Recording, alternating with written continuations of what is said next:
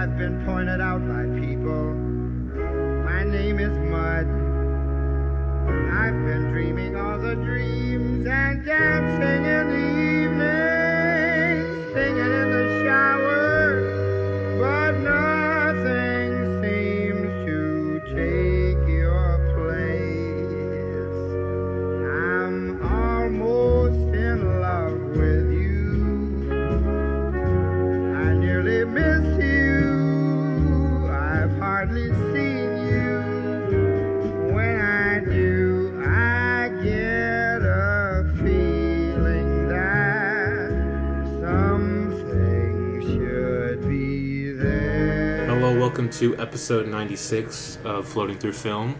It is your host, Luke, and today we're continuing our journey through the films of John Cassavetes with two of probably his most popular films. I think these are honestly, these are his two most popular on Letterboxd.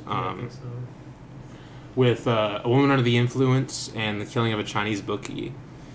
Two films I absolutely love and I'm excited to talk about.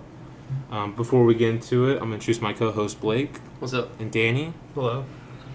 And I guess we can go ahead and just get into A Woman Under the Influence.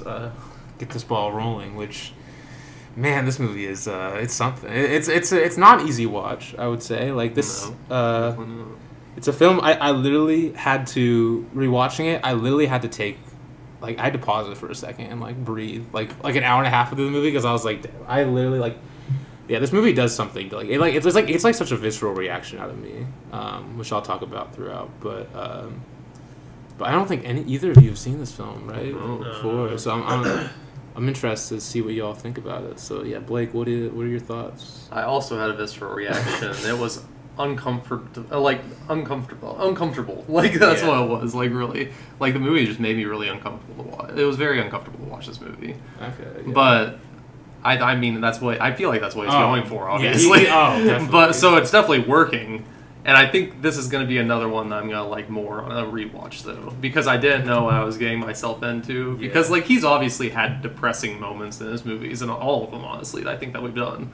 They've all had this, loneliness and depression, oozing out of the screen. But then you go to this movie, and you're just like, oh, John, Jesus Christ. Chill out, Give me something. That's what I love most about it. Really. Yeah. It's it really doesn't want to. It doesn't give you anything to really give you anything to breathe, any space. Yeah, to this breathe. one has. It feels because I think that you said in Faces he didn't include kids because there's hope for the future. Yeah, the kids don't even feel like hope for the future in this one. I mean, you could say maybe the end. I don't know. Which I'm actually because Cassavetes said this is Cassavetes thought of this movie as optimistic, which really? I'll talk about by the end. Definitely, I see as optimistic. It's very. The ending is for the kids at least. I'll explain it's it. Interesting. I'll explain it. It makes sense when it just feels like this is going to be a cycle that keeps on happening to me at the end of it. So, it depends on your perspective, but I'll get to it. But yeah, Danny, I'm not expecting you to love. I'm interested though. What you think? It's it's one of those things where I like the subject matter. I can tell is really deep and stuff. Yeah, and where do we draw the line of people saying I was trying to make an unpleasant movie? I don't know. I can see he's trying to make an unpleasant movie, so he does his job. Yeah, and it's about deep subject matter. But to me, films at a certain level are even if they're not supposed to be entertaining, which I kind of agree with, they should. It's not they shouldn't just be fucking hating you too, which that's what it feels like at times. It does feel like that. Because I have my notes, and we'll go through. There's certain moments, especially where it's the reason why I don't like certain torture porn horror movies. Yeah, it's for the same reason where people are oh, I actually like seeing this stuff. Where it's it's trying to create a really negative emotion in you. And you could say that's really good filmmaking because I mean, films can just create any kind of emotion when you watch them, but. To me, that's not what I like. I don't like watching those types of movies, But it's almost like that kind of experience. Even though I agree with the subject matter, and we'll get obviously it's really deep and really complicated too. Yeah. But at the end of the day, I just don't like it's why I don't like melodramas to a certain degree too. Yeah. I hate movies where it's the whole main theme is woman's gonna be crying on screen most of the time. You know, Okay, yeah. And that's what a lot of melodramas are. Um, At least, like that's how they feel to me anyway. okay. But that's not to say I appreciate. It's one of those things where I respect the filmmaking and kind of what he was going for. Yeah. But dude, like there's like have you seen The Exorcist? Yeah, I have. Like honestly, it feels like certain moments, like when she's like kind of freaking out, as we'll get to later on. Yeah. Like it kind of feels like those. I wasn't expecting you to compare The Exorcist. Yeah, to that's But that type of like, all of a sudden there's a woman shook. going crazy, you know, like Yeah. and like everyone around her, like, but she's actually the same when everyone else is crazy, you know, that kind of thing. Yeah. Where you see in horror movies a lot, it has that kind of experience for me. Okay. Uh, That's interesting. Yeah, I was totally expecting you not to love this movie. Yeah. I was like, this it very has much a- not Danny's type movie. Like, I mean, literally just the title, "A Woman Under the Influence," and you, I just like kind of read the description. I was like, oh, that's the reason why I haven't seen this. yeah. But that's not to say it's a bad movie. It's interesting Oh, because, no. like, yeah. I mean, I guess for me, like, I don't necessarily see it as just like making it difficult to watch just because it's like a difficult subject. Like, there's something I find there's like beauty in like the kind of messiness of it. Which I'm gonna read Felipe Furtado's review on Letterboxd. I think he puts it really well. I'll read his whole review. Basically, he says, "Is there a movie with better camera work than A Woman Under the Influence? The entire film was about finding the precise distance between the image and Roland and Falk's bodies. They are both amazing, of course, but it goes down to how one can locate all the messiness of their love dance in all its tenderness and ugliness. I think that's kind of why I love it so much. Like." Basically, it's kind of like a similar thing to Minnie Mouse, although much more like complex and like much more like much more, I would say, pessimistic in the moment. Like specifically, like just like two people that love each other, but like are just like so like incompatible, and they no matter how much they try to make it work, like they just can't. It seems like, and I think there's something I just love about that. When films do that, like about like people trying to love each other, but it's just something I'm personally drawn to a lot. And I mean I've kind of explained that's why I love like Cassavetes in general, but it's also why I love like Pia La, for example. Like you could say Pierre LeFou's about that. yeah, honestly, like Godard definitely has a lot of that too. About But yeah, it's an emotion. It's an emotion that I like love to watch. Yes. I guess it's something I just like relish in. It does something to me. I don't know. But this one is just like, I don't know, like okay, because there's this quote I found for Cassavetes which they said about this movie. So quote, "I thought Woman was under the Influence was an absolutely wonderful movie, and I could watch it many times, except that it's so painful I can't watch it." Yeah, It's kind of like I feel that. I mean, no, I'm definitely I not will like. say there is a lot of filmmaking stuff, like even formally, where like it's maybe his most interesting. Honestly, yeah. Like, but I will like we're gonna talk about how like structurally this is. She's at the beginning. We don't know. It's like kind of she's half crazy, but it hasn't revealed it yet. Like, yeah, she's not totally in control. It feels like. Yeah, Really, like, and then obviously she gets to the hospital. She goes to the hospital, and there's like that middle part where it's just Peter Falk. Yeah. That might be my favorite part of the movie. Yeah, I can see that. You know, like. You honestly, like to me, you could even start the movie there. But I'm not hating that much. But, like, no, that's why it's got a lot of weird stuff in it. Yeah, it's like, and to me also, I think what's super important is that it's just like, it's a film that like nothing is black and white at all. Like there's no character that is like completely good or completely bad. Everyone has extreme complexities, which of course Cassavetes has done in the past, but I feel like here it's like, to me, it's like his most complex. Like.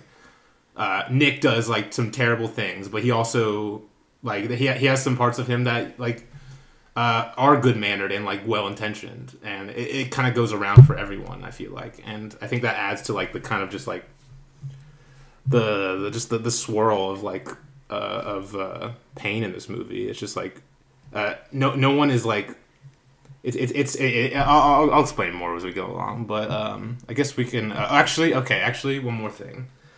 So I don't know if I mentioned yet about the book I've been reading along with this series. It's American Dreaming: The Films of John Cassavetes by Raymond Carney, and he's a really good writer. And his chapter on Woman in Influence is amazing. I highly recommend anyone who loves this film to read it. But I'm interested to see what you think about this, Danny, because he when talking about this film, he brought up two filmmakers that it reminded him of. One was Dryer, and I want you guys to try and guess the second one. Who?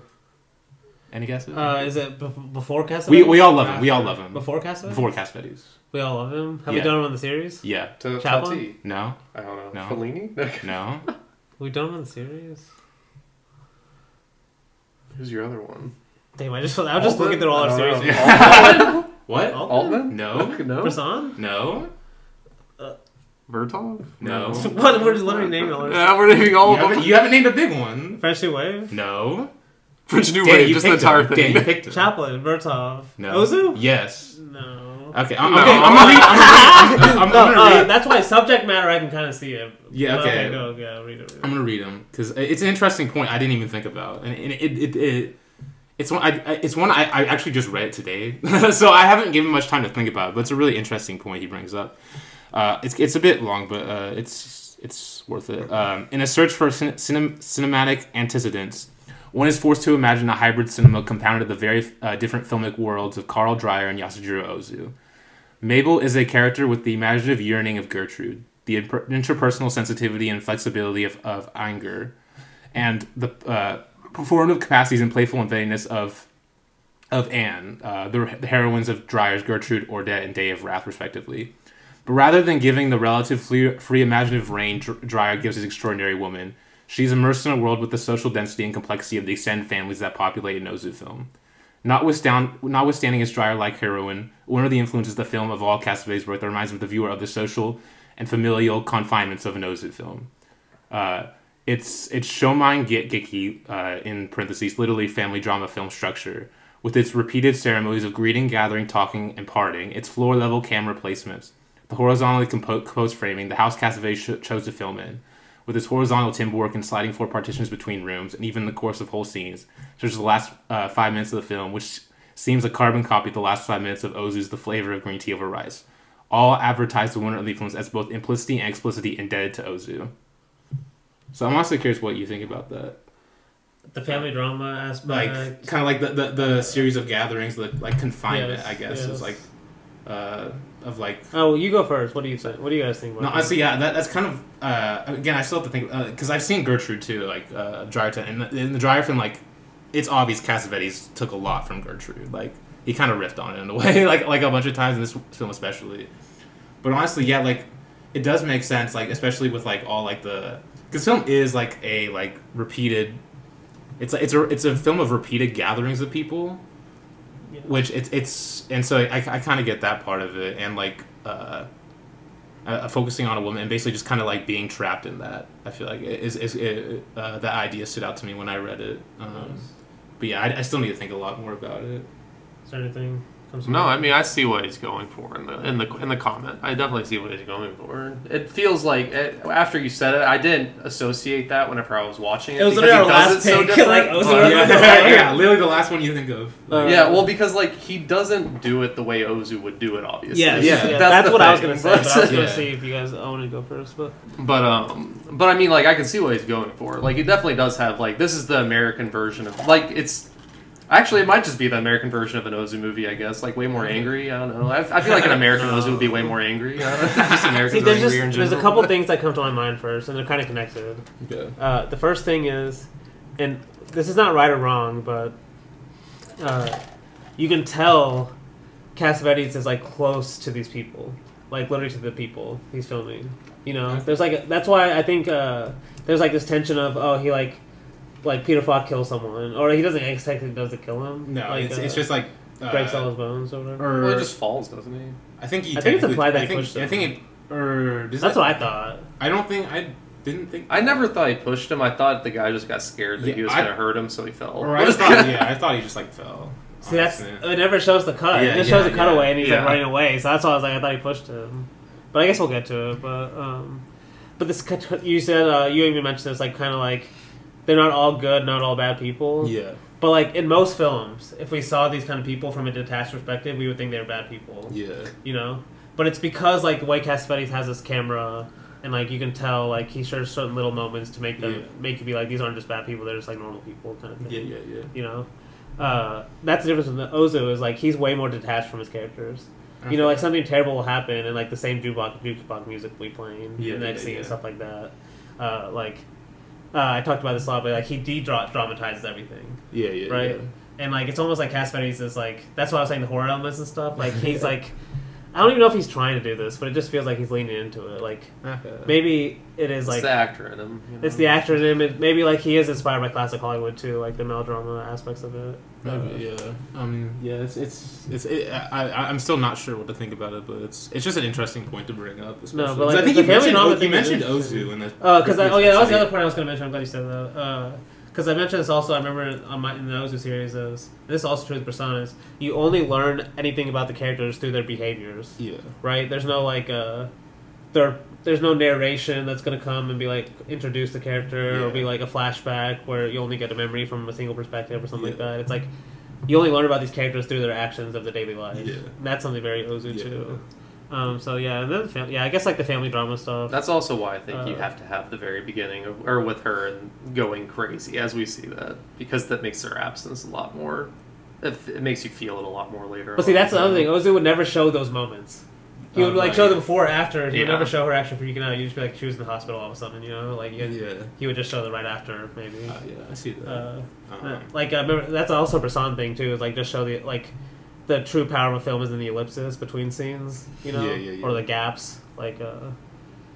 But that's like anti-actor in a very way. But like to take away an actor's best moment, you're gonna take that away. Like, I don't necessarily think Cassavetes is like going for like the actor's best moment. I don't think he's. I think that he just like thinks that's more like he just maybe not best moment's the right word. Yeah, but, I don't see Cassavetes as being dramatic just because like I want to get an Oscar. Like, no, that's like anti that. He's just but he's going for strong emotion. It's something that he like he more like identify. I feel like he just like.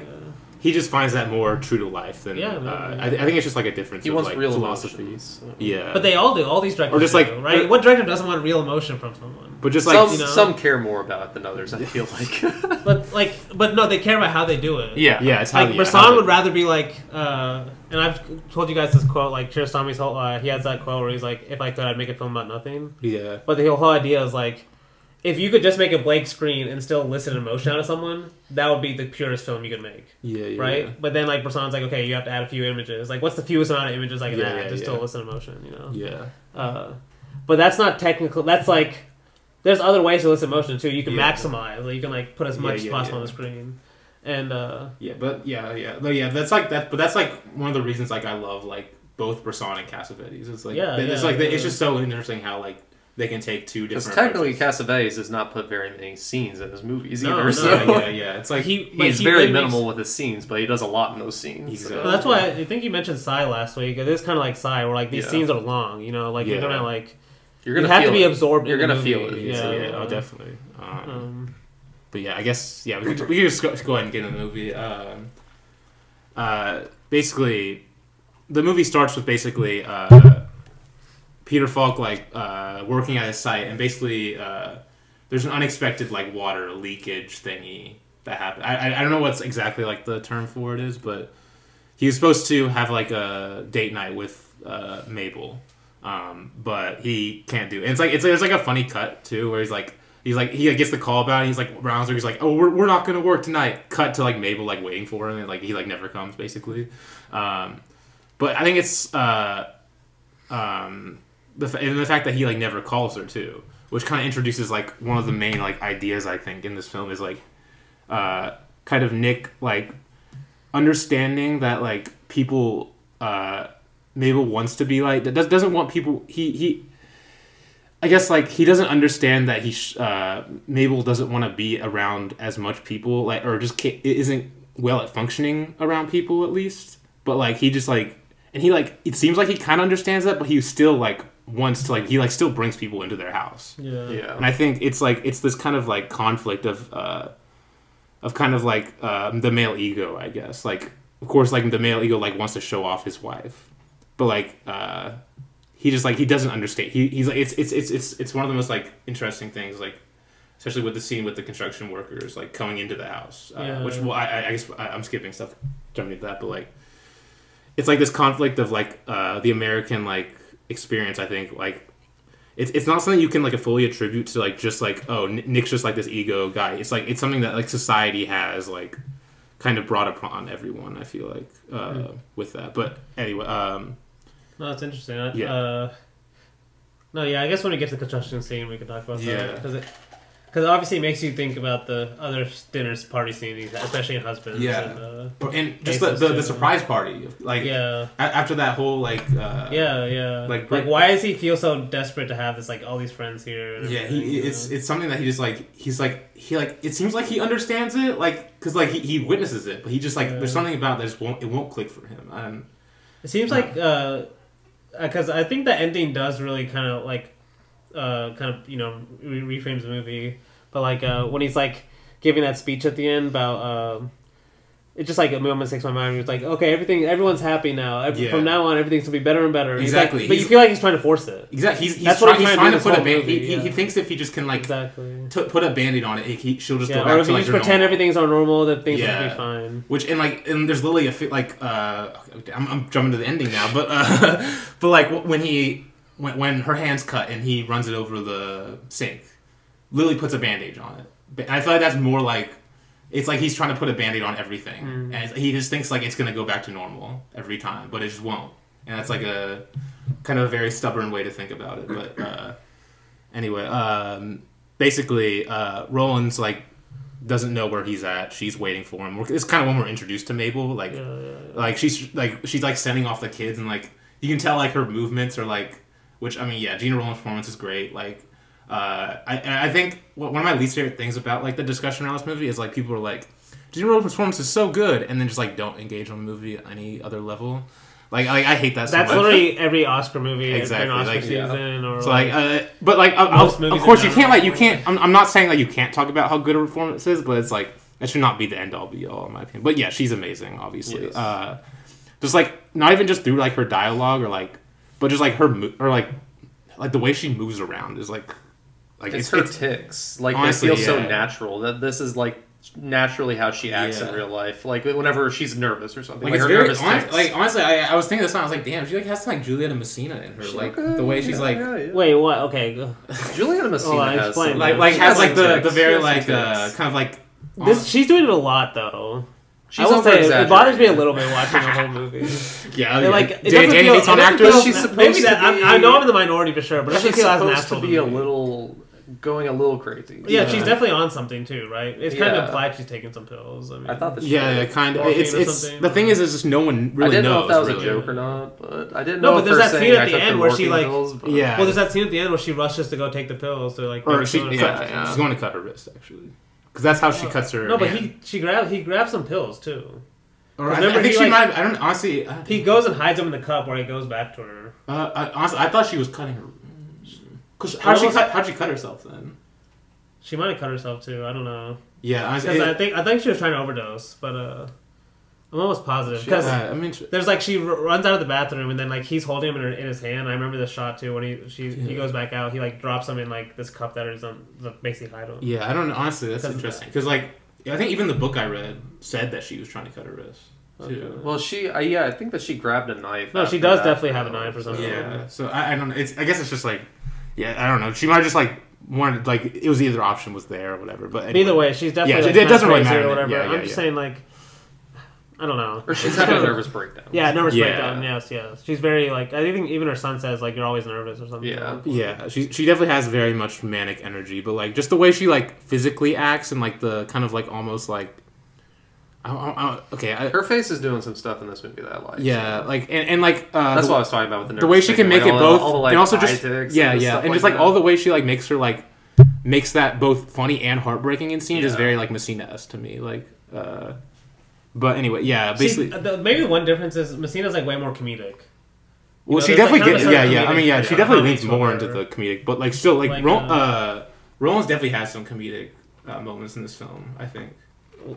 Maybe. That's why when you say this movie's like unrelenting, kind of, it's like there is no basically space to breathe like that. There's like no funny, which is there's a few bad. There's funny moments, but they're always undercut because Peter Falk's like glowering in the corner, and you're like, oh god, what's gonna happen? Like, or maybe you could say when this like other guy's at their house with his kids, and she's being a weirdo, like what's going on there? We're die for him, die for Mr. Whatever his name was, but.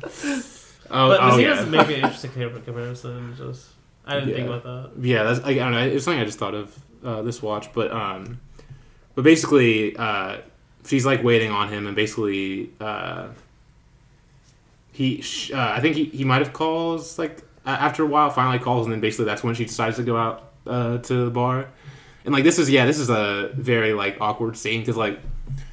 You can't tell like if she like really like wants to hook up with this guy at all. Like it's like she. I think that's a big part of this like about her in this film. Yeah. It's like she doesn't really understand like social boundaries or social cues. She doesn't understand. Well, at least what Peter Falk would say, she doesn't understand how men take things that women do like this. Because she's doing it to this guy, and then whenever we're in the scene with the construction workers at the house, with the black guy that she's like doing all this stuff with, Peter Falk's like. Basically tells her he doesn't know you don't mean it, basically. Exactly. So that's why I think that she's doing in this scene. Like she never wants anything. She's just trying to talk, be nice or something. Like I don't know. Yeah, she just doesn't understand that this guy's gonna take it a different way, obviously. Yeah. But yeah, basically like you get this awkward scene of them going back to the house, and like she's like she like falls asleep on the way on the, like when he's driving her, and like has to be like carried in, and like they like start doing this like slow dance like with her leaning on him and stuff. But then basically there's this awkward scene of like him like starting to like go in, and she's like trying to deny him, and then it just like cuts to the next morning basically. So do you think first of all they sleep together? He at least stayed there the night. Of the ellipsis. Yeah, honestly, yeah. Because I thought. I mean, it kind of cuts to him like putting his pants on, but like, and actually, thank you for saying that because about the ellipsis, because that's the thing about this film is like, like scenes go on very long and very uncomfortably, but he'll also like not give them an ending a lot of the time too. Like he'll cut like when you're not expecting it, like and I'll bring that up in a few scenes later on. Like he'll go farther than you expect, but still like end it sooner than, and it's like kind of gives like this off balance type of like thing. Like this is actually it's like right when this scene ends, he cuts to all those construction workers coming to their house. Basically. Which is like you don't know how close it is to each other. I was like, is that still in the house? Okay, but she is safe. You know, It makes give you that feeling like it's at least in movie time. It just happened one after the other. You know? Yeah, exactly. I was thinking, are we going to have another Seymour Cassell moment where he's like running out the window? Oh my god. Amazing scene. But we also skipped like basically it also cuts back to Nick and the workers basically like and I think there's like one important thing he says that when he's talking about his wife he said Mabel's not crazy, she's unusual, which is so interesting because like he like flip-flops back keeps on flip-flop like because then he thinks she's crazy, and then later on we realize like, oh wait, maybe he kind of realized like, oh wait, maybe she's not crazy. That's just how she is. Like, he really doesn't understand her. I think that's like a big part of the film is like he loves her, but like how good is it if he doesn't really understand her at all? But like, can we even really understand each other? That's like sort of the complexity, part of the complexity of this film that I find so fascinating. But yeah. Basically, she wakes up basically, and they have this conversation where she's like calling him Nick. It's like Nick, is that you? It's like, wait, you're not married, are you? No, because that's why it's like how good's her memory too? Because she's like she forgets about where her kids are and stuff. She's exactly like and like she'll have multiple times where she wants the kids to go, but then immediately after they leave, she like wants them back. Basically, like she's kind of bipolar. I mean, no, she's very bipolar. Is she bipolar? That's something I thought while watching. I was like, this is. Very bipolar. Yeah, which is interesting because also like I feel like no films really tackled this subject matter at all too. Like I think that's like a big part of why like this film is so remembered. Like I don't think many films at all were like really like talking about this. That. So, like kind of like the mental health and like, or not even just mental health, but just like unusual like. Is disability the best? I don't know if this. It's definitely like loony bins or crazy houses that men could just throw women into for centuries has always been a thing. So that's obviously I feel like something he's doing in this movie is talking about that as well. Yeah, where it's like at least he's saying like I guess they don't. They never say she's bipolar. They still just send her to the hospital because she's crazy too. But I don't know. But she like if she like in today's day and age she would probably be like diagnosed as bipolar or something, or like be on that. meds or something. Yeah, or be on medication. Which she might be on medication. I don't think that's really ever like. I don't even know if they had medication. Yeah, I doubt it. Honestly. Maybe that's what the morphine pills are Yeah, for. I maybe. don't know. Yeah. But even then, I don't think morphine's the No, best. it's not. That's It's not not. the best thing. Definitely Or, not. But basically, basically Nick is now coming home with the construction workers. Doesn't tell her at all. Yeah. Just shows up basically with the construction workers, basically expecting like a meal, pretty much. Like wants Mabel to cook for them. Like goes inside, like make yourselves comfortable. Like See, all this stuff is like very uncomfortable to watch too. Like a lot of this, like you just have to pay attention, like the awkward pauses and stuff. Where like she's like asking, where she's like, she introduces to each person. Yeah, like, she's you don't know, like has she saying met these hi. people before? She's like shaking people's hand, like you want spaghetti, and like ask like individually, like it's like really awkward, but like. But like, there's like a zone where like, okay, this is like a funny moment when she like walks through the kitchen, like the guy Eddie's in there. She's like yelling at Eddie, like, cut that out, you have muddy shoes on, like get out of my kitchen. Like it's like really kind of funny moment, but yeah, he doesn't linger on the funny moments at all. Really, No. I would say definitely. But basically, they make spaghetti, and I do think the making spaghetti scene is like actually kind of wholesome though. It starts out. This whole like them all eating together and stuff. Well, just like them cooking together first. Oh, but, like I think it starts out wholesome before devolving. But but yeah, basically there's this whole dinner scene basically, or is it? It's I guess it is the morning. I think it's dinner for them since they just worked all night. But pretty much. It's a meal basically. And like there's this guy who like she like asks who a guy is, and then the guy's like, "Yeah, I had dinner here a few weeks ago." Like, she's like, "Oh, I remember your wife." But yeah, she's like asking people's names and everything, like, and then we kind of get a repeat of like the husband's like dinner scene where like everyone's going around singing. And then this is what we get, like the moment where like the one guy's singing, and then Mabel walks up to him and basically, finally, like Nick kind of like snaps. As like he kind of yells at her, like saying like, "Cut that out," like. And basically, like, gets everyone basically to, like, kind of kills the vibe, pretty much.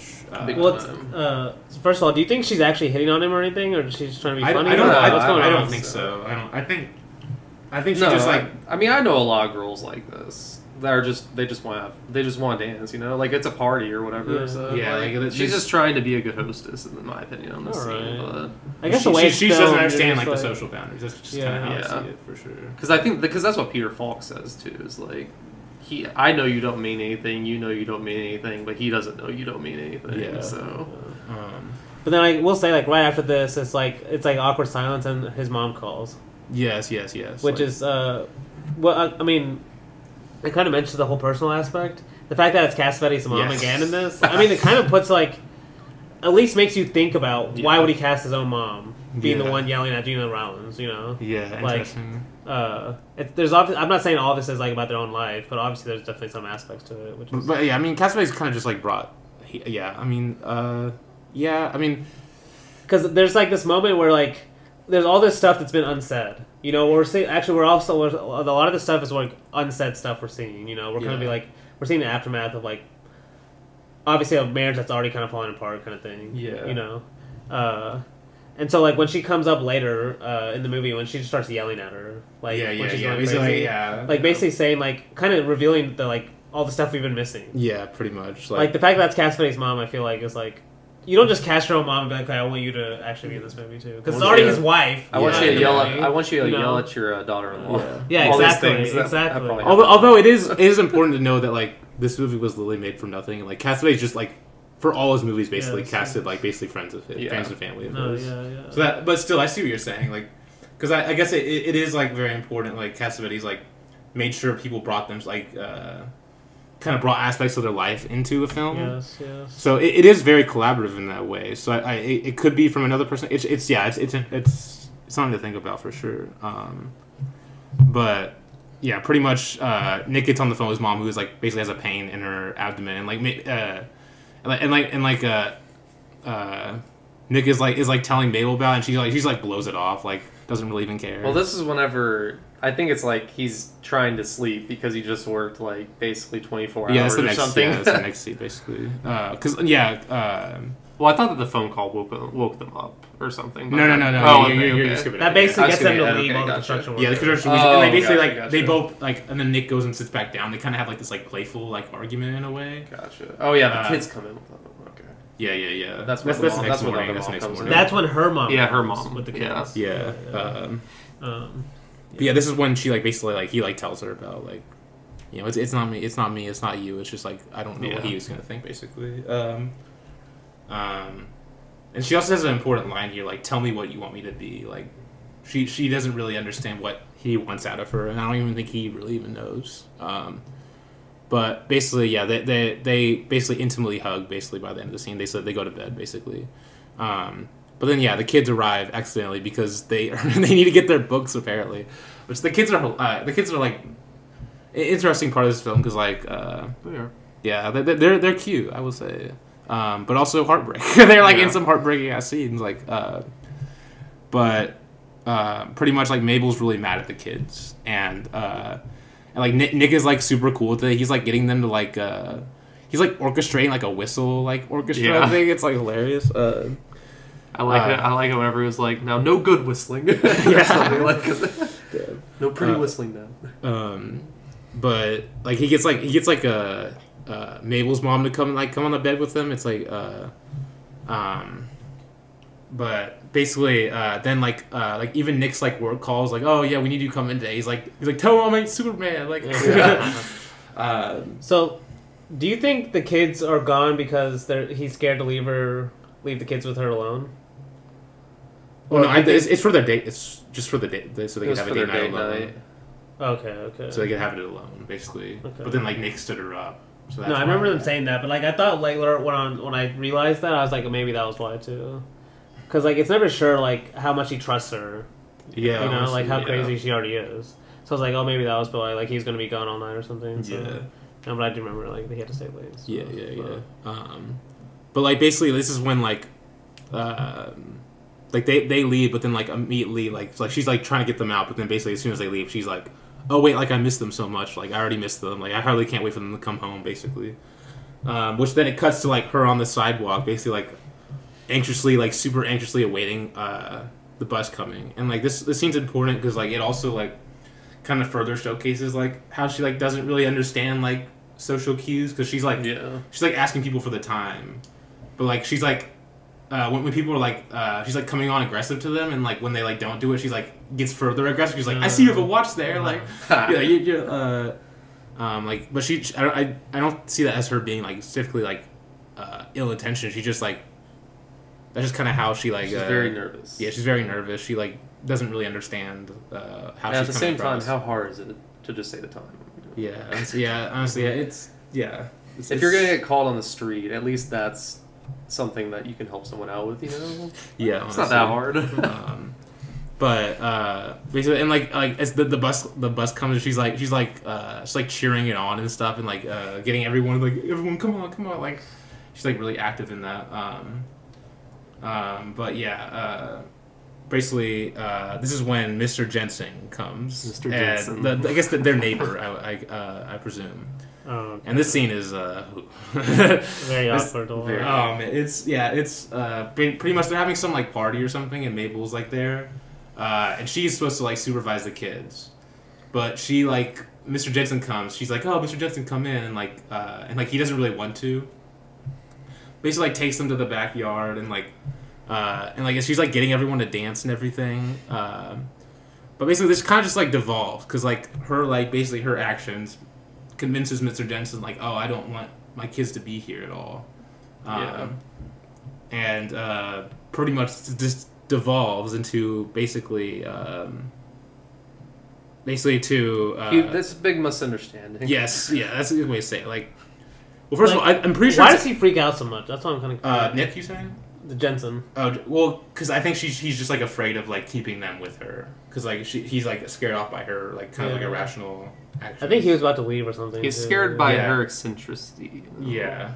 And just how she is, and when he's like he has to get his kids to like, because like they change clothes into like some of the stuff in the presents or whatever. But I think it's also implied here that Nick found out about the affair she had with the one guy at the beginning. And that's why when he comes home, Nick comes in, and like why he's so freaked out at him being there. Okay.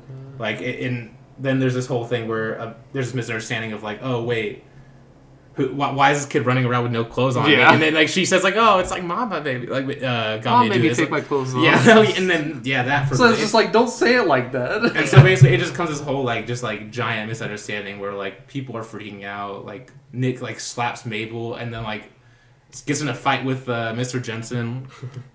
Basically, it's like a combination of like the kid saying that, and also just like the fact that I think he just thinks like Mabel's cheating. He's caught Mabel in the act of cheating on him.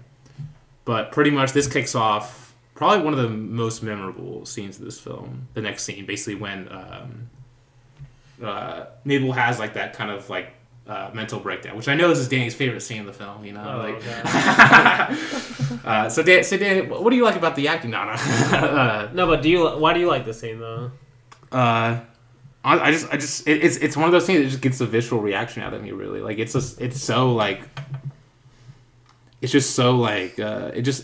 wears its emotions on its sleeve. I guess is why I love it. Like, and just like how like long he takes it as well.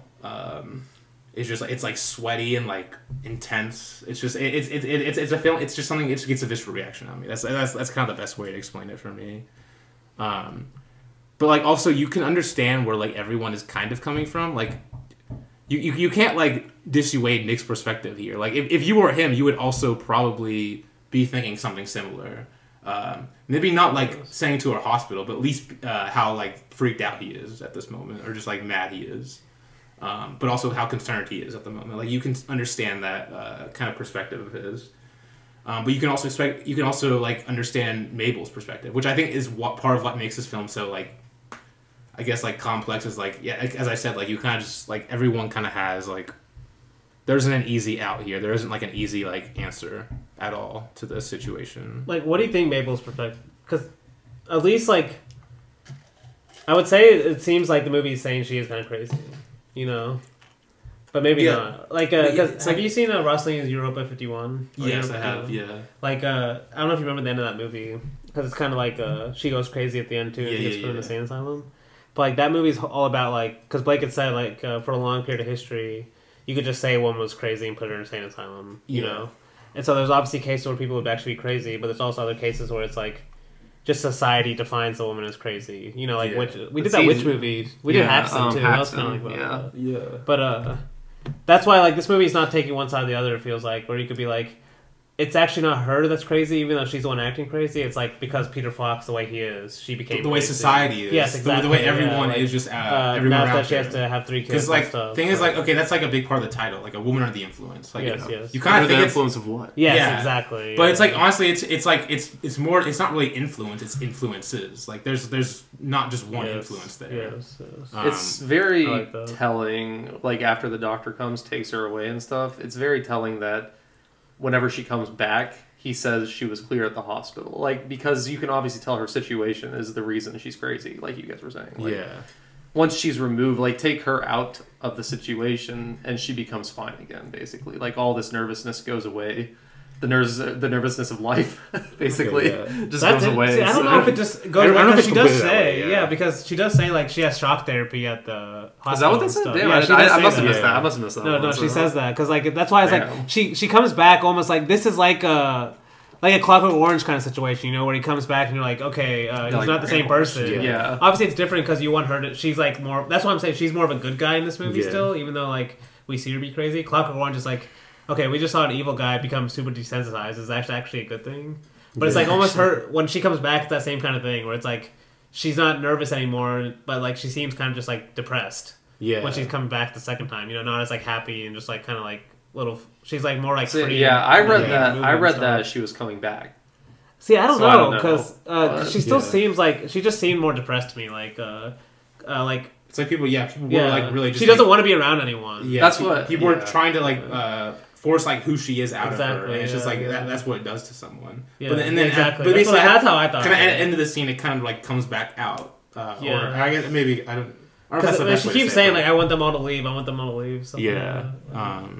But also, I want to before we skip to that, like there's a great portion of the book I was talking about where he talks about the kind of what Cassavetes does with the framing in this kind of like breakdown scene. He describes it really well. He says characters keep appearing in the borders of the frame, behind, in front, or to one side of her. They circle around Mabel like planets searching for proper distances at which to establish orbits, each perturbed by the gravitational fields of the others and forced into repeatedly recalculated course corrections.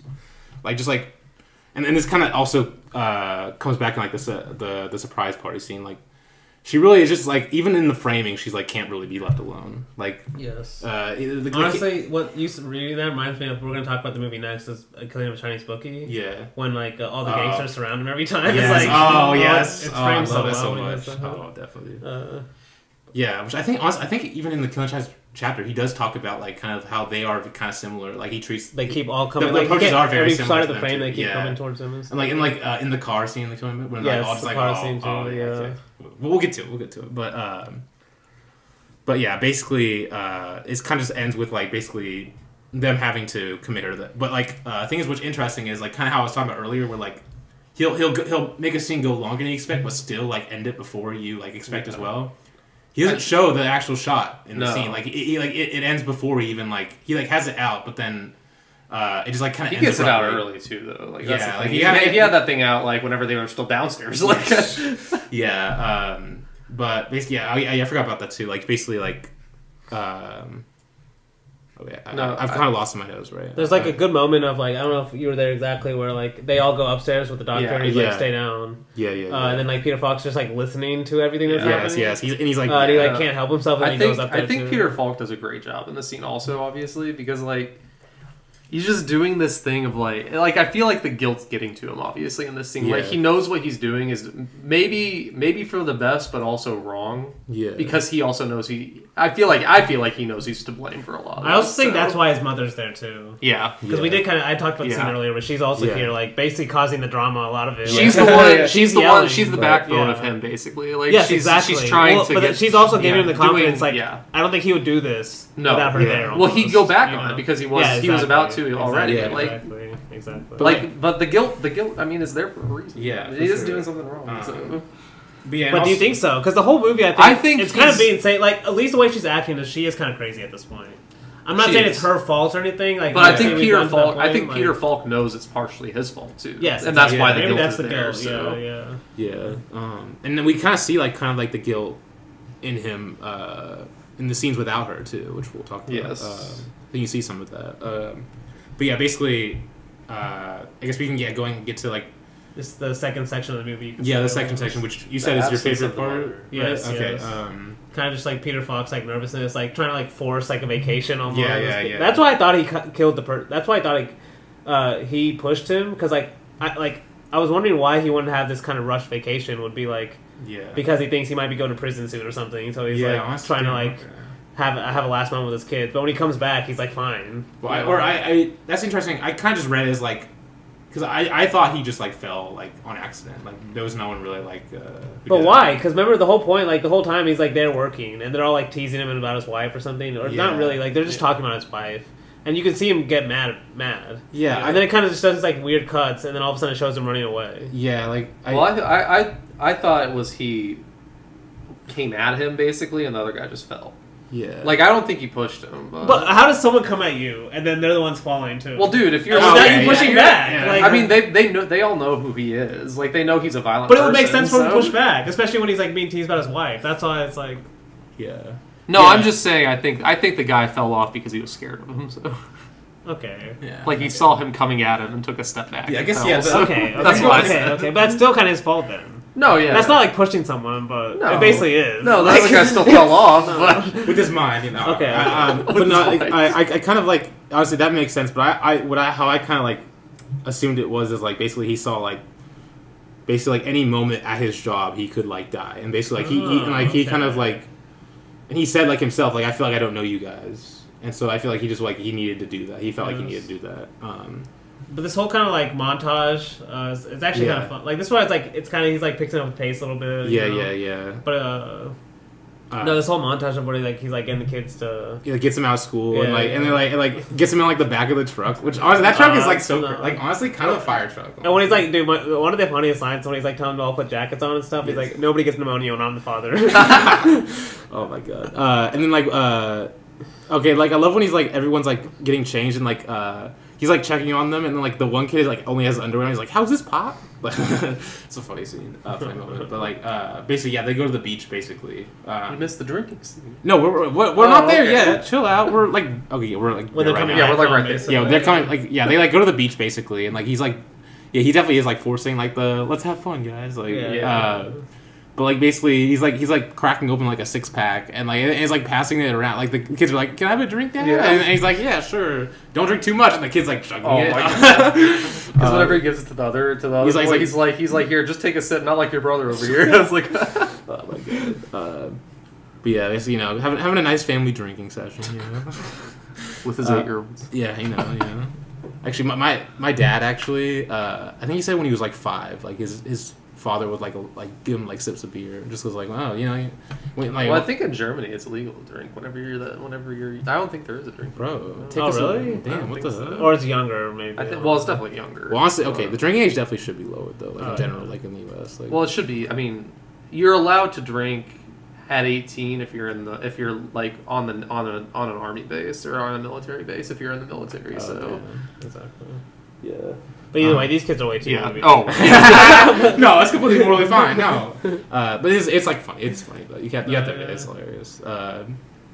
But basically, Nick puts them in bed, and then we get like a 6 months later kind of title card, and we get to the last scene in the movie, which lasts like I don't know, like an hour basically, or like. Well, you forgot there's like this one moment where he's coming back. That's what I thought where he's like he might have killed someone because there's that. So let's just say he does push them. Like in my theories, right? He pushes him. Like it feels like he's trying to rush this kind of vacation with his kids, and he comes back to this work site, and there's like these amazing shots of like the people that lead the work site or whatever, and they're framed like gangsters. Like they're all like but basically I think that's what he's trying to say, like a mafia or something. Like if he can kind of get away with it, Okay. Because it's honestly a weird moment, but why? Just because they're Italian, Danny? Come on. Yeah. No, but honestly, just watch this. Look at the way they're standing and everything, dude. No, yeah. No, I knew what you were saying. Okay, interesting. But yeah, basically we get. It's so funny how I'm saying it's like the final scene. It really is the final scene of the movie. Basically, like this whole last scene. Yeah. Basically 6 months later, and basically it's the he's like rushing home from work to get to the welcome home party, and he like invites like fucking like 80 people or something. It's something crazy. Like what is he thinking? It's way too many people, I guess. Which what was he thinking? It's like but that's the thing. Like Peter Falk is not just a good guy. He's like not just a good husband. He's ignorant. He's selfish. He's just like he's a fucking human being. Like I think that's like the important part of this. And basically, I think it's his mom, right, that like kind of first brings it up, like, yo, we can't have all these people here. Which is interesting because his mom is like super like warm to Mabel in the scene, like completely contrasting how she was in the breakdown scene. Which is funny because like, have you guys seen that meme, like the SpongeBob meme where like SpongeBob's like, or like it's like the first picture's like hold on. Okay. Should I? Okay. And this is so stupid, but I'm still gonna bring this up because it's like hilarious. It's like the character. No, it's a meme. Hold on. This is how. This is how. What should people Google if they want to see this? I'll read out the meme in a second. I'm gonna show it to you guys. This is how she is. This is how she is. Oh my god! Basically, it's that meme where it's like Squidward like being like acting like Squidward, and he's like, bitches be like, can't stand her fake ass, and then 10 minutes later, being the best. It's like a picture of Squidward with SpongeBob and Patrick. So yeah, my brain like thinks like. But do you think it's like guilt for her maybe? I think I think maybe she like kind of like ignorantly thinks like, oh, like, she's gonna be fixed now, so like now we can go back to normal. Like now I can be like. Now she can be like the normal daughter-in-law, and now like now like I think she kind of also how I read is like how she like kind of like ignorantly thinks like she's fine now, like we can go back to normal. which is obviously we see is like an ignorant way to think in this moment.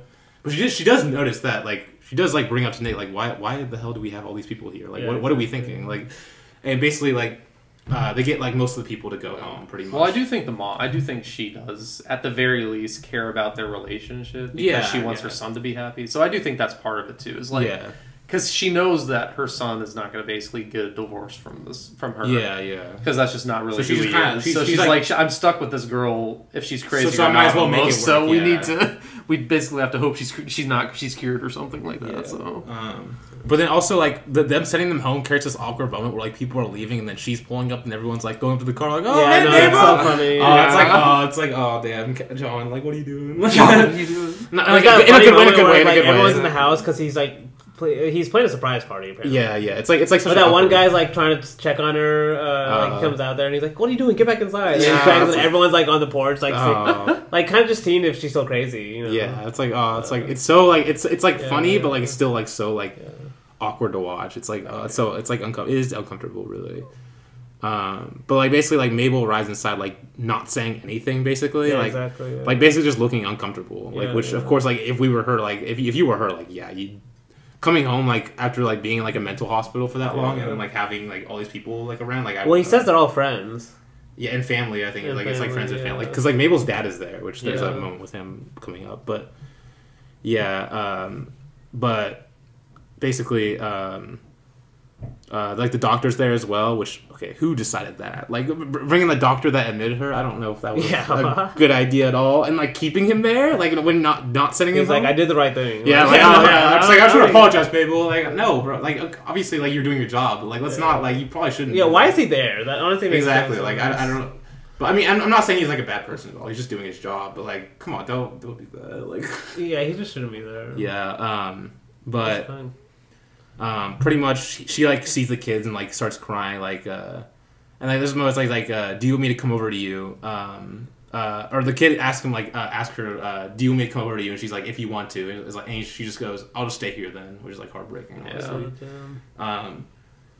But basically there's this and then basically after she like speaks to the kid she like goes to the living room and like everyone's like sitting there looking at her. I know the shot it's like it's so like and she has to like sit down and everyone, but I think I forgot who it was. I think it's either Nick or her dad. Basically said like everybody's having a good time here, but I think we should leave you alone. But then like no one leaves her alone. Basically, like it basically gets ignored. Basically,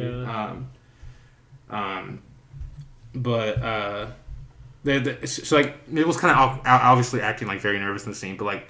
We'll get maybe one of the most uncomfortable scenes in the film, which is like saying a lot, when Nick excuses him and Mabel and like basically in the dark is like pretty much like begging her to go back to her old self. It's like so like it's like in a dark room and like Nick's just like really just like kind of like it's like a really one-sided like conversation and like you can see there's like he like goes back to a shot of like everyone in the living room like reacting to it too, like being like super like what the fuck is going on, like and he's like give me a real baba, like no a real baba, like it's like it's like. It is very like tough to watch. But then like immediately after Nick is like as we were saying before like is like really trying to still like forcing it. Yeah, still trying to force it, trying to like just thinking like naively kind of just thinking like okay we could just like finally just like put a Band-Aid on it. When they all go to like the dining room and basically saying like stop acting like strangers like to everyone and like. Mabel finally starts to talking a little bit, but still it's like she's still kind of like going like she's being herself in the scene, but like the problem is like Nick still doesn't understand like her acting really is just her own self because like she's like talking about like the one girl Tina, she's like her ass is like so big now, like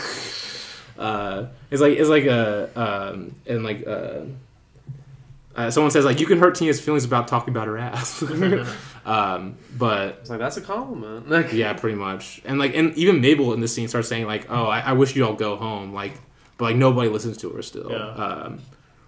But like and then basically like Nick has this moment too where like he like tells her to shut up again and basically said like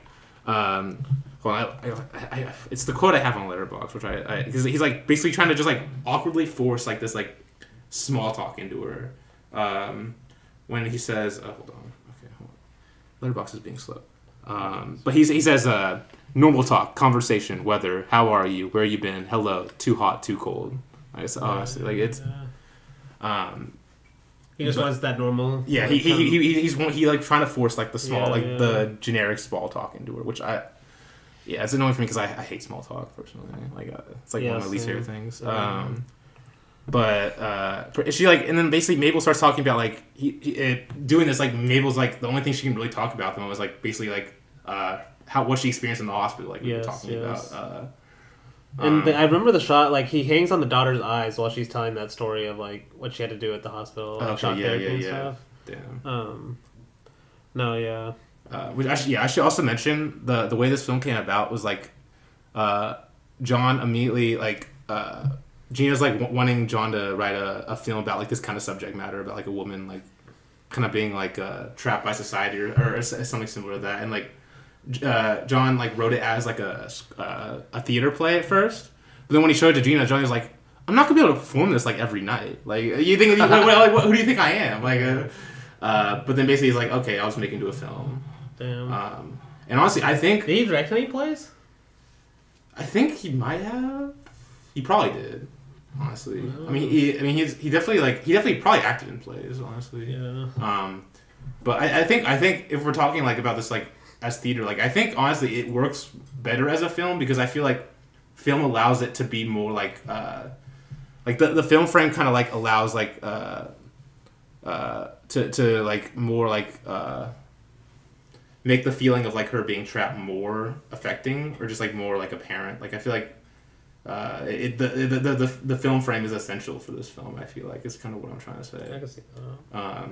But yeah, you get this moment too. Continuing on, like where she's like basically asking her dad to stand up for her, but then he says like, Mabel, I don't know what you want me to do. I don't know how to play this game. Like I can't do it. I'm so tired.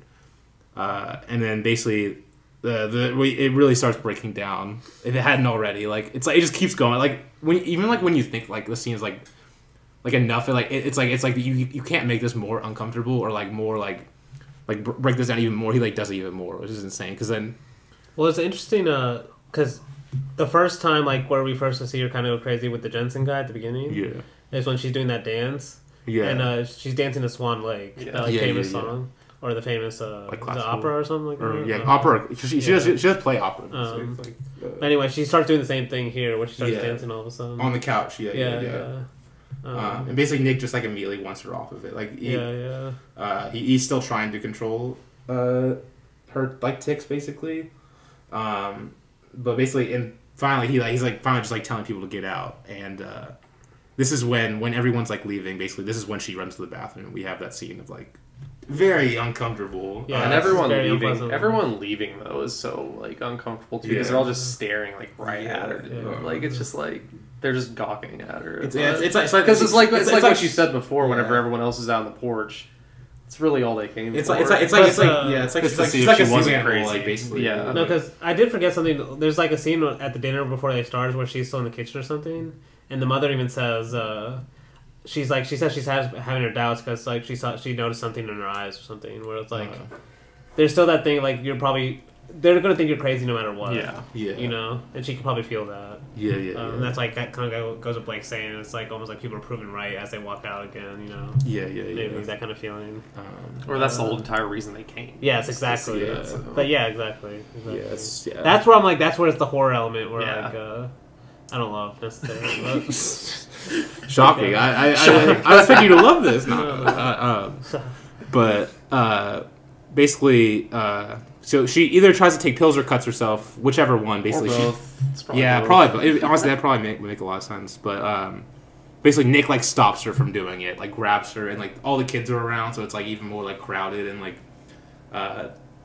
But basically, her hand's now bleeding, and she like continues dancing on the couch, and we get this like. These moments of like Nick trying to get her down and trying to get the kids back up to the room, but the kids like keep going down and like it like goes on. It like happens like 4 or 5 times. I feel like it's like he like keeps cycling it. It's honestly I love how he does that. Like but that's what I was saying. The kids kind of feel like more hopeful because like they're the ones at least stopping Falk from trying to do the same thing. Maybe. Yeah. At least standing up for her, because like she says something about her father, like stand up for me. And he's like, yeah, he, like, I honestly don't understand how he can't understand what she's saying. She's saying in that moment. Well, it's like I think he's a very interesting perspective because it's like if you're giving your daughter away, like he already did. Obviously, they've been married for a while. Can you do anything? Yeah. I mean, legally you can't because she's literally married to this person. They're in the same house and everything. But I don't know. It's like you can stand up for her, sure, but like, what do you do? She chose this person, so it's just like I don't know. Yeah, you can't do everything as a parent. Like sometimes. Yeah, I don't know. Yeah. That's his perspective is really interesting because like I was watching him. And kind of like just looking at his eyes because he's the one that looks the most heartbroken in this entire scene to me. Okay. Is just like watching his daughter like basically be stuck in this and he can't do anything. Yeah. Because he's legally not allowed to. Yeah. So, like if you took the daughter and Peter Falk called the cops, it's over. Like, it's really nothing you can do. Yeah. No, because there's that one moment where she's like dancing on the couch and like Peter Falk's about to go grab her and he's like, "Don't touch my daughter." Yeah. And he, like, pushes her Yeah. like that. So yeah. But basically, but yeah, the kids basically kind of like stand up for her. Like they keep. He's really bad at putting them in the room. Like, yeah. He's like, keep coming back. He has 2 arms, man. He's running back. They keep it's honestly kind of funny in like a dark way. Like how many times he like has them cycle through it. It's like how many times he tries to do it. Well, I mean, the like, kids are being really sweet. Yeah, they obviously just got their mom back after 6 months. Like obviously they don't want her to leave again. Yeah, which is where this feels like it was headed before that. So. Yeah, but basically, Nick finally gives up. Basically, like gets Mabel to put the kids into bed with him, which is kind of like a wholesome. Which I think this part's important. Basically, I'll just kind of run through it so I can just talk about it. But he put the kids to bed and kind of like, and he kind of had this moment where like, where I think it's like Nick who says. Or the kid said, "Will you come lie down with me?" And then, like, basically, the Mabel and Nick leave, and basically, Mabel says to him, "You know I'm really nuts." And then he goes, "Tell me about it." And then basically, he goes and goes with her to the kitchen. Basically, runs her hand over under the sink, puts a Band-Aid on it, and says like, and then we get the moment where she asks him, "Do you love me?" And then basically he can't answer her. He's now let's go clean up that crap. Yeah. And then they're cleaning up everything, and then pretty much like as they were starting to clean it, he just goes, "Let's just leave it." And then they go to basically he turns off the lights and they basically go to bed. But what's I think important, what I want to bring out of the scene is Cassavetes' view on this film, which I mentioned earlier. He sees this ending as kind of like optimistic, which I found fascinating because you wouldn't think that really. But like when from what I understand, he explained it as like. He saw that because like even throughout like what the hell we just witnessed, like the fact that they are still like I guess still have some love for each other is like a miracle in a way. I think that's kind of how he viewed it. Like no, I could see that as optimistic. Like first when I heard him say like he doesn't answer when she asks, "Do you love me?" Yeah, I saw it as a bad thing. Yeah, obviously. But then when they go clean up and then they go to bed, like you're saying, it's almost like. Maybe that's his answer. Yeah, like he's still staying with her after all that. Like the word, saying the word just won't mean like the words doesn't really like I guess mean, or what it doesn't matter really what it says like or. Yeah, it's but yeah, I don't know if y'all have anything to say about this. Like, I mean, I mentioned earlier about like the Band-Aid, like putting the Band-Aid over is like it's like. He just thinks it's like, okay, if I just put a Band-Aid on it, it'll fix it. Like, it's like kind of like the actual physical way. I can see it being optimistic. It's just it's hard tough. For me to think like that because it's the same situation. She went away from, and she's just back in it. So it's like I don't know how much is going to change. So yeah, but that's one of my favorite things about the movie. It just like it doesn't give you any answers. And I think there's a quote where he says the book Raymond Carney says. When Under the Influence thrust us into the very middle of a marital mess in which we are the which we and the characters are denied even the small consolations of endings and beginnings. For the Longettis, as in most of life, there is no more possibility of a fresh start than there is a tragic conclusion. There is only living in the middle of everything, in the perpetual middle of an endless muddle of feelings and relations. Which honestly isn't that kind of what Blake just said too? Honestly, too. Yeah, isn't that kind of an Ozu thing too? Yeah, exactly. Yeah. That's what kind of Blake said. Like nothing changed. Yeah. But maybe that's kind of what's like. Maybe it's like Cassavetes saying is like at least nothing like got worse. You know? That's true. Like, they're still together, which is like love is really like even if it doesn't seem like there's any reason to like the fact that they're still going to bed at the end of the night. I guess that's kind of like I think like because if you think about it, it still ends like a happy ending. If we hadn't seen anything else, they still put the kids to sleep, they clean and they go to bed like if it was like they were a normal family. You know? It's like I think he just kind of sees it as a miracle. I guess is kind of how I think he sees it. But but that's a one of the influence. Goddamn. It's a movie that it's not for like I definitely understand like not loving it. Like it's a tough watch, but I think it is like essential to watch. It's definitely been the toughest actual watch I've. Do you think so? Had so far from Cassavetes. Yeah. Oh, for Cassavetes. Yeah, just for Cassavetes, obviously. Interesting. All right, yeah. Like I did, like probably Shadows would be the next one, or Faces, but that was early. So this one, he's doing it. There was also a stair shot towards the end of this during this last scene where it reminded me of Faces too. We're seeing like a shot of the empty stairs. I remember what you're talking about. Yeah, which is kind of funny because the Faces ends with the empty stair shot. Yeah, and this one we see the empty stairs, but then we actually see them clean. Yeah, I guess that probably would be like a more like kind of optimistic. Yeah. Versus Faces where we don't see them. Yeah, or it feels like that one's over, basically. Yeah, damn. Yeah, good point. But that's one of the influence. Movie I love. Glad we're talking about, but are you gonna save your Cassavetes rankings for the ending, or? Yeah, I'll save it for the ending. I'll save it for the ending. Because actually, I was gonna look up your list. Don't look at it. Oh, damn, I want to see. I don't know what your favorite Cassavetes actually is. Oh, it's the Killing of the come Chinese. on, I knew that because he watched like 4 times last year. But honestly, I haven't updated the rankings yet, so they aren't updated, so it's gonna change. But anyway, we're gonna take a break and then come back to The Killing of a Chinese Bookie. So stay tuned.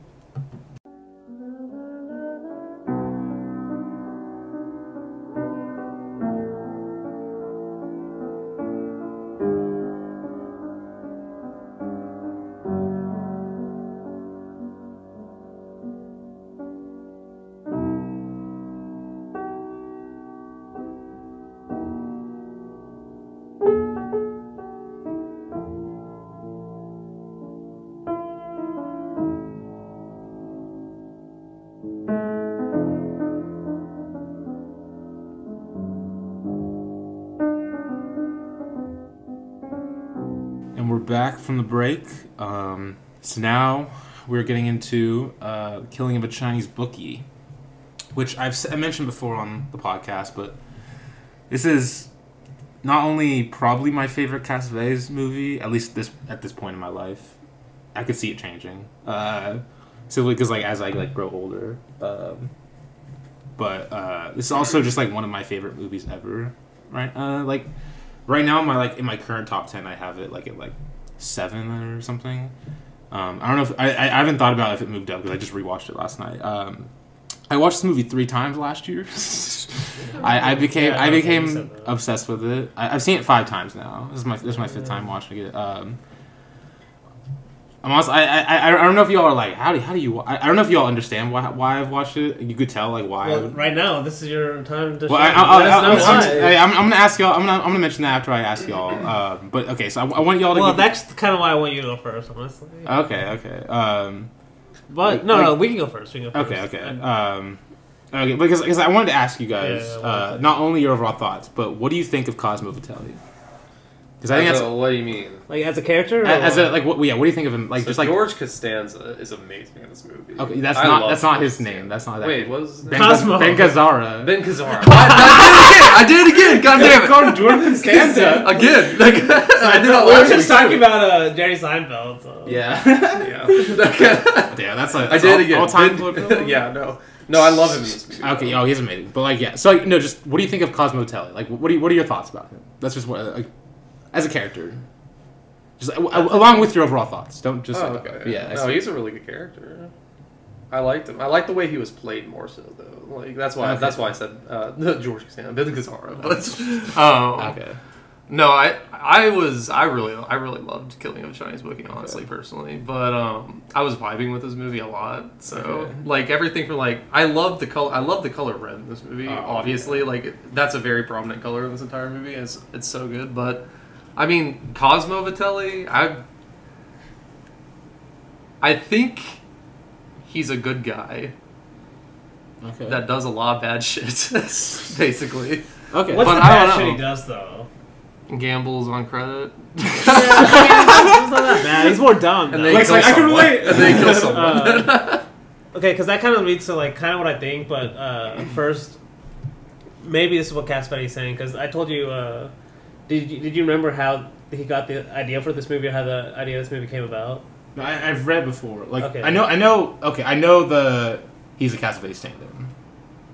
Oh, Perfect. that's not what I was going to say. Okay. I'll read, at least this is what he said in an interview. He said, quote, "Years ago, Martin Scorsese and I were talking, and one night made up this gangster story. Years later, when I didn't know what to make, I thought we'll do that story about this nightclub owner who owes a lot of money, and is talking to killing someone who isn't really the person he thinks he's going to be killing.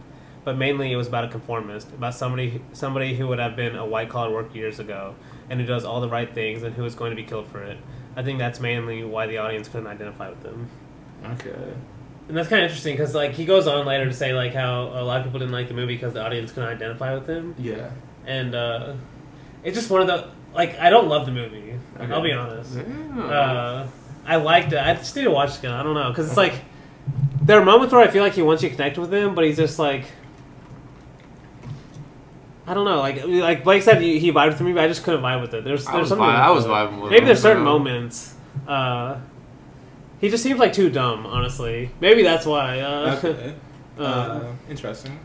Like, how he gets involved in all this and stuff. I don't know, I guess as we talk about it, I may like it more, because as I've thought about it, it's grown on me a little bit. But I remember it was a similar feeling to Woman Influence, where like I didn't feel like I was loving the experience of watching it. Okay, interesting. Okay, so okay, do you have any more like other than Cosmo Vitelli? Like, No, that's why I wanted you to go first, kind of, because Okay. I want to know like why you love it so much. Okay, Because well- I can definitely see why I'm wrong about this, because obviously people love Cassavetes, like even Yeah, everyone yeah, I follow yeah. and stuff. So there's like. I feel that. No, for me, like I'm especially like very like neurotic on films, where like sometimes I'll just like not vibe with a film one day, and the next day I'll Yeah, watch it and I'll yeah. like love it. Like it'll be Like, but that quote I read is maybe partly why, like, I just don't like movies where you watch people be idiots. You know, for the most part, like, especially when it's not treated as a comedy. yeah, You know, maybe that's my problem. Like, he is kind of a dumbass in this movie. yeah. Like, and maybe that's like he's like a lovable dumbass. Like like I love lovable dumbass. But that works better to the comedy genre. You know. Okay. But maybe if I watched this as a comedy, I would like it more. It But, did, like, it's not like I didn't think this movie was depressing, actually. Yeah, I don't. You don't think so? I didn't Yeah, think I mean, so. I it mean, kind of is, because it's like he is a good guy and he loves these girls and stuff, but like there's no way he's gonna keep this. You know, like you already see this. Like even the beginning of the movie, you could tell is like he's already into some shit. Like he just like, barely got out of it or Yeah. something. Because you said this was a huge influence on Uncut Gems. Right? Oh, definitely. Oh, I mean, Cassavetes in general was, but I could definitely see a lot of it in this movie. Yeah, like him and Adam Sandler. But Yeah. I think I actually maybe like that movie. Maybe it's just like it's I something could about see the that. pacing of that movie, Yeah. the two movies, where it's like this one it's kind of like going all. It's like Yeah, and also it you lingers on a lot of spots. you might like the shorter cut more, which Cassavetes that cut's also fantastic. Okay, I was actually thinking that like an hour 45. Like I was like, okay, maybe this should be an hour 45 movie. But But This okay, was but like- I interesting. So I guess I'll go ahead and give my thoughts on it. yes, which- yes. It's tough because like it for movies I like love this much. It's like, damn, what do I even say? Like, how do I even begin? I'll start by saying why I asked y'all what your thoughts on Cosmo Vitelli was, because I love the fucking guy. He's I think you made a good point. Do you like, think he's smart or dumb? I don't really care. It's what I most love about him is that just like how proud of he is like in his art, basically. Like it's like the most like it's like dingy and like, but like you can tell like he just fucking loves it, and that's why I like love so much about it. Like it's a film about like I guess it's about an artist. I think that's like mainly what he's going for. Because I think it's an important like thing to say. Like Cassavetes saw a lot of himself in Cosmo, and kind of he kind of is like a Cassavetes stand-in. Like specifically like Cosmo have like kind of like is kind of Cassavetes in a way, because like he has this like.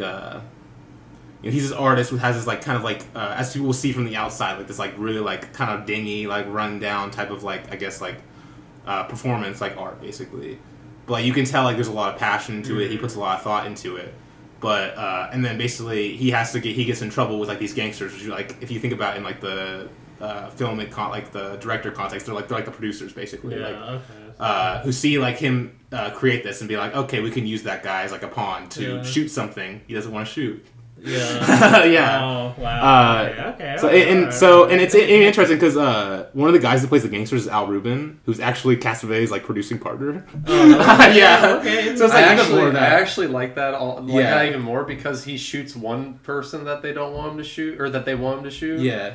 And then he also shoots other things he doesn't want to shoot. The scene. Okay, I love it. Shoots too much, does it wrong. Yes, exactly. Like they're like giving him like all these like elaborate, like really like confusing instructions and everything. Yeah. And the tire blows out immediately. Yes, everything goes wrong immediately. Yeah, which we'll get to. Like, so you're describing this as a comedy. It kind of is, honestly. But the experience of watching it is not a comedy. Maybe it's okay. It's not a straight comedy. It's like to me. Okay, I guess it's more like you're watching. Like that's why it's a little more depressing. You're watching a downfall of this good-hearted but dumb guy.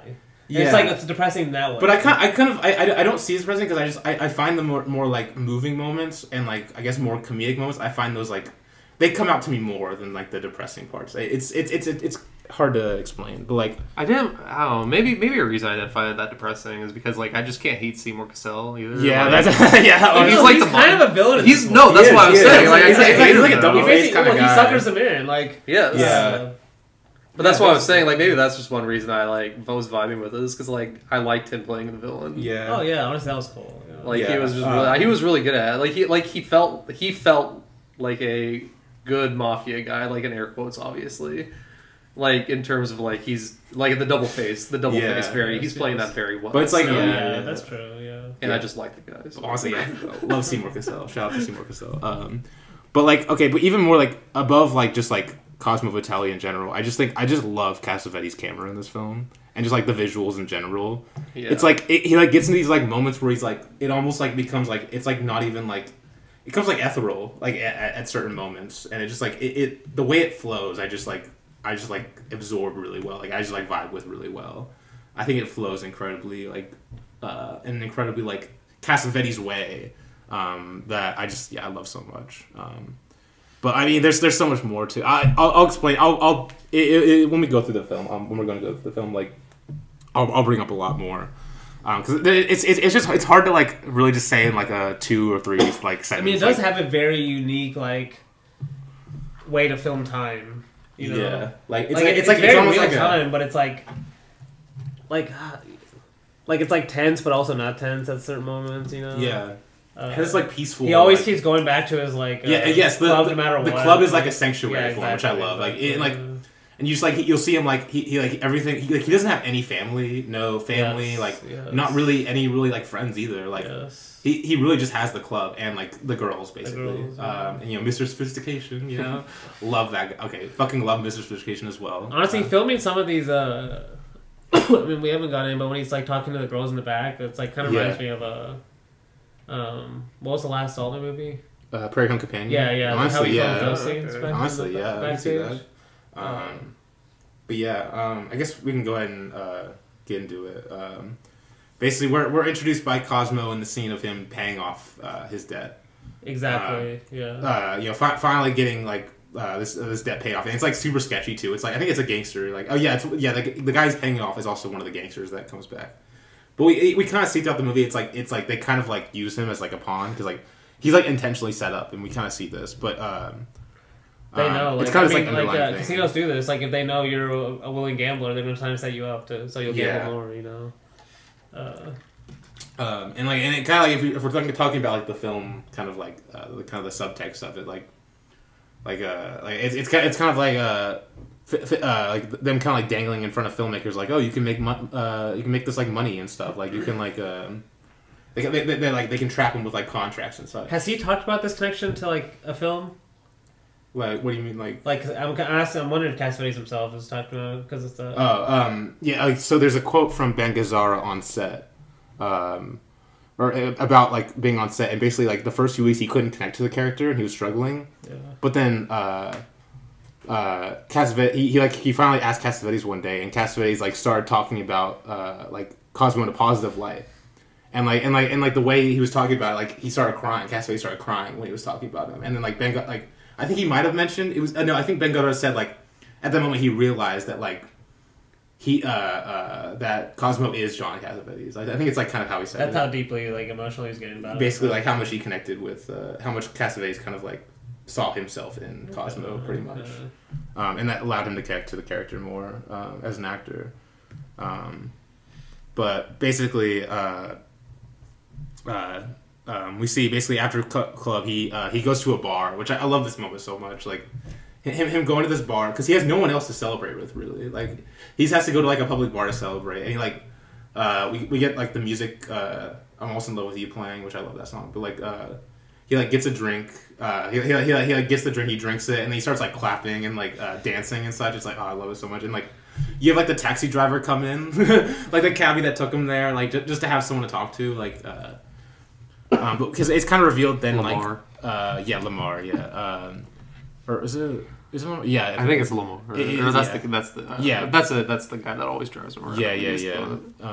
Or I think it's just a is this a random cast? Is this one random? I don't remember. I don't remember either. Honestly, I think it might be the same driver. It might be the driver actually. Yeah, honestly, it might be actually. It is weird that he has a driver. Like, yeah, it seems like his club has like no people coming to it. Yeah. So, well, actually, no. There's pretty full then. It was pretty full then. He has a slow night the first night. You know? Oh yeah. The one when Seymour Cassell comes, there's like no one there. Yeah. Because like, it's a Sunday. Yeah. Basically, it's revealed like he's from New York, kind of residing in L.A. Sort of like Cassavetes himself from New York, kind of residing in L.A. Which is funny. I didn't mention. It's funny like both these films are set in L.A. actually. When Cassavetes is known as like the New York filmmaker. Oh, okay. You can tell like. Are his later ones L.A. too, or? He goes to New York in Gloria. And opening night, I can't remember. I think opening night's like a mix of cities. Love Strings, I think, is in LA. Actually, Love Strings is in multiple places. Anyway, basically, Cosmo goes out to celebrate. No, he doesn't. I'm skipping ahead. we're basically at the part where he like goes back to. He goes back to He gets dropped off at his club and nobody's arrived yet. Cosmo basically goes to the dressing room. We're kind of introduced like the dancers and everything, and Mr. Sophistication.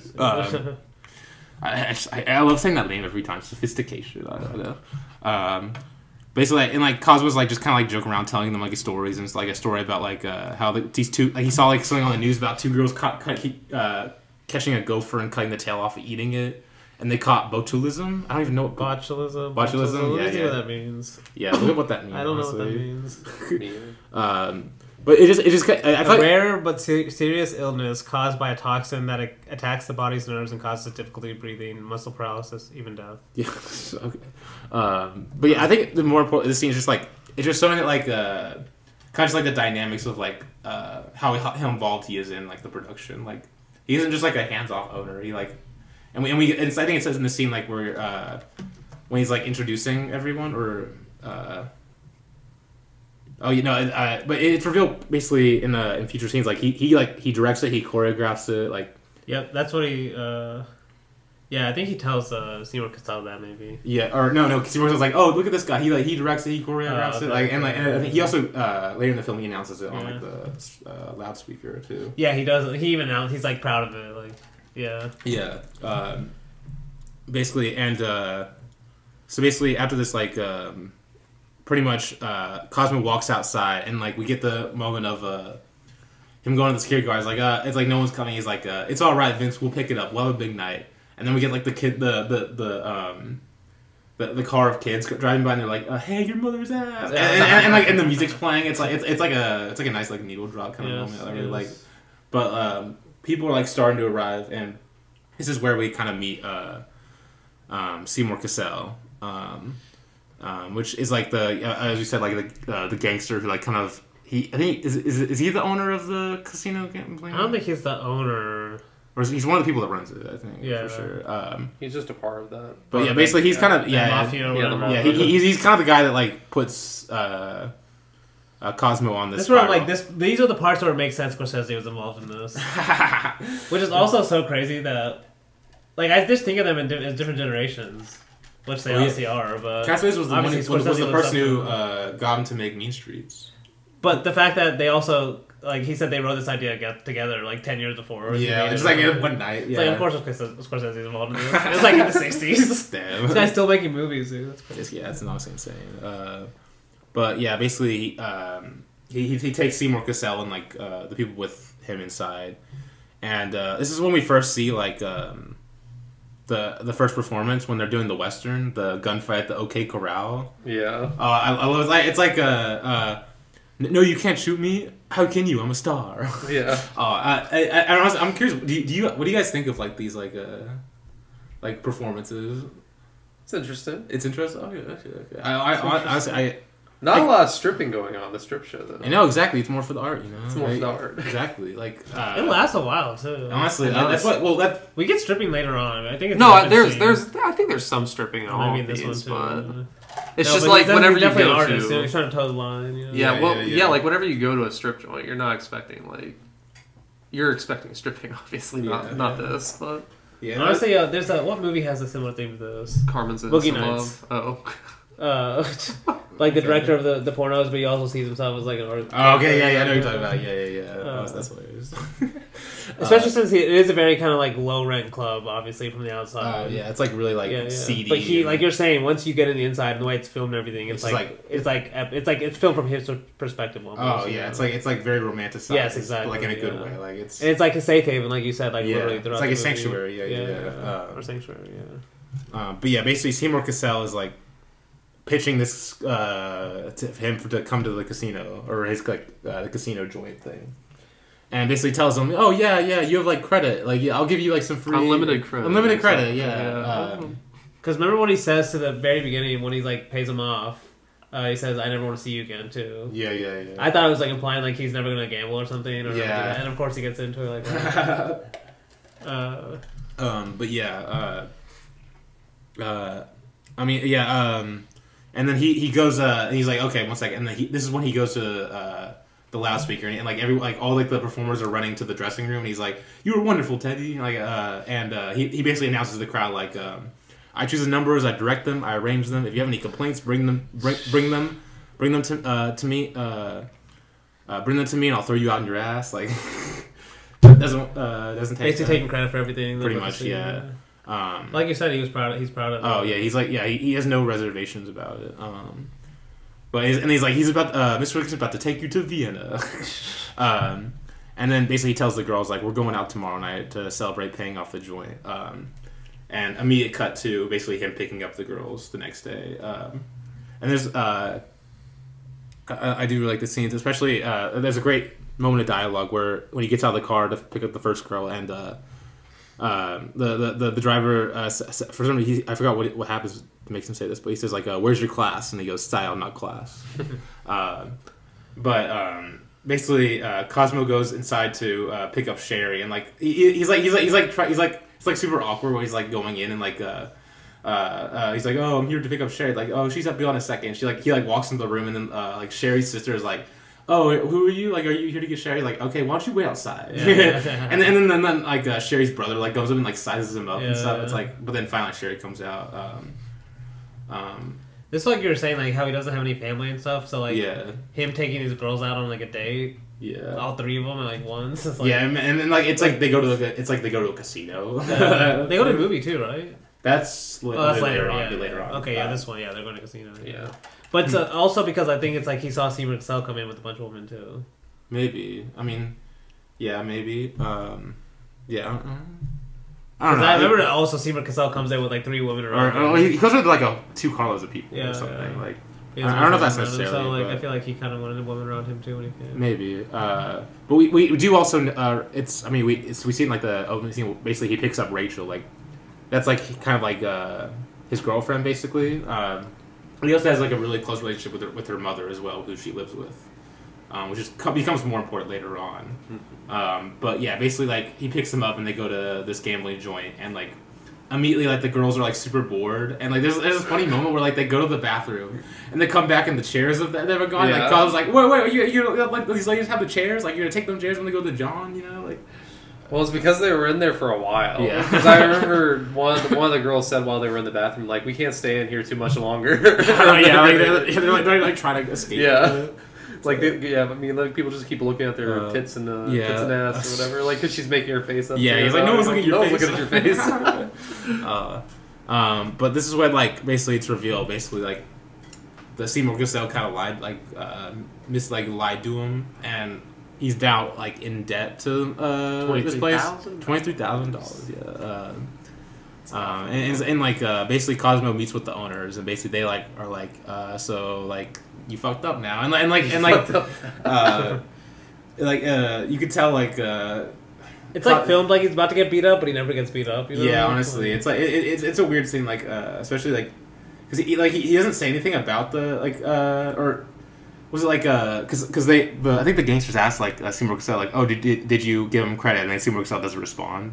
It's like Cosmo, like, he just like immediately accepts it too, which is really interesting. No, that's what Cassavetes pointed out, like, as a specific scene, this scene, as like whether or not audience would buy him or not, and he thought a lot of audiences didn't, as like whether they would go with the character. He's like, he said, I remember very distinctly when we were shooting the scene in which he lost all the money, and then he went and shook the hands of the criminals, and then he says a little later, I thought that little point would either make the audience go with him as a character or say, I want to shy away from him. And he was talking about the point, like you just said, where he basically just accepts it. Yeah. He says, like, I thought the difference between success and failure in terms of the audience response would have been had he said, thank you very much, with an exclamation point, instead of thank you, the way he does it. Kind of just like, you know, just accepting it, you know, like submissively.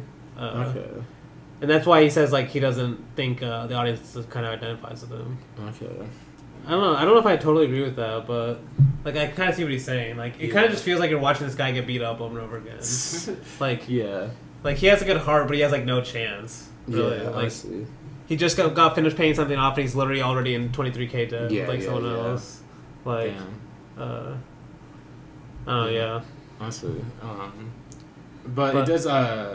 He does sign the papers, like, to say that he'll pay back his debt, and I love this part too because they're like, come back anytime. Oh yeah, yeah. That's we could, like, basically make money. Right after he signs, they're like, come back anytime. Yeah. And right after the other guy said, I never want to see you. Yeah. At the very beginning of the movie. They got the signature.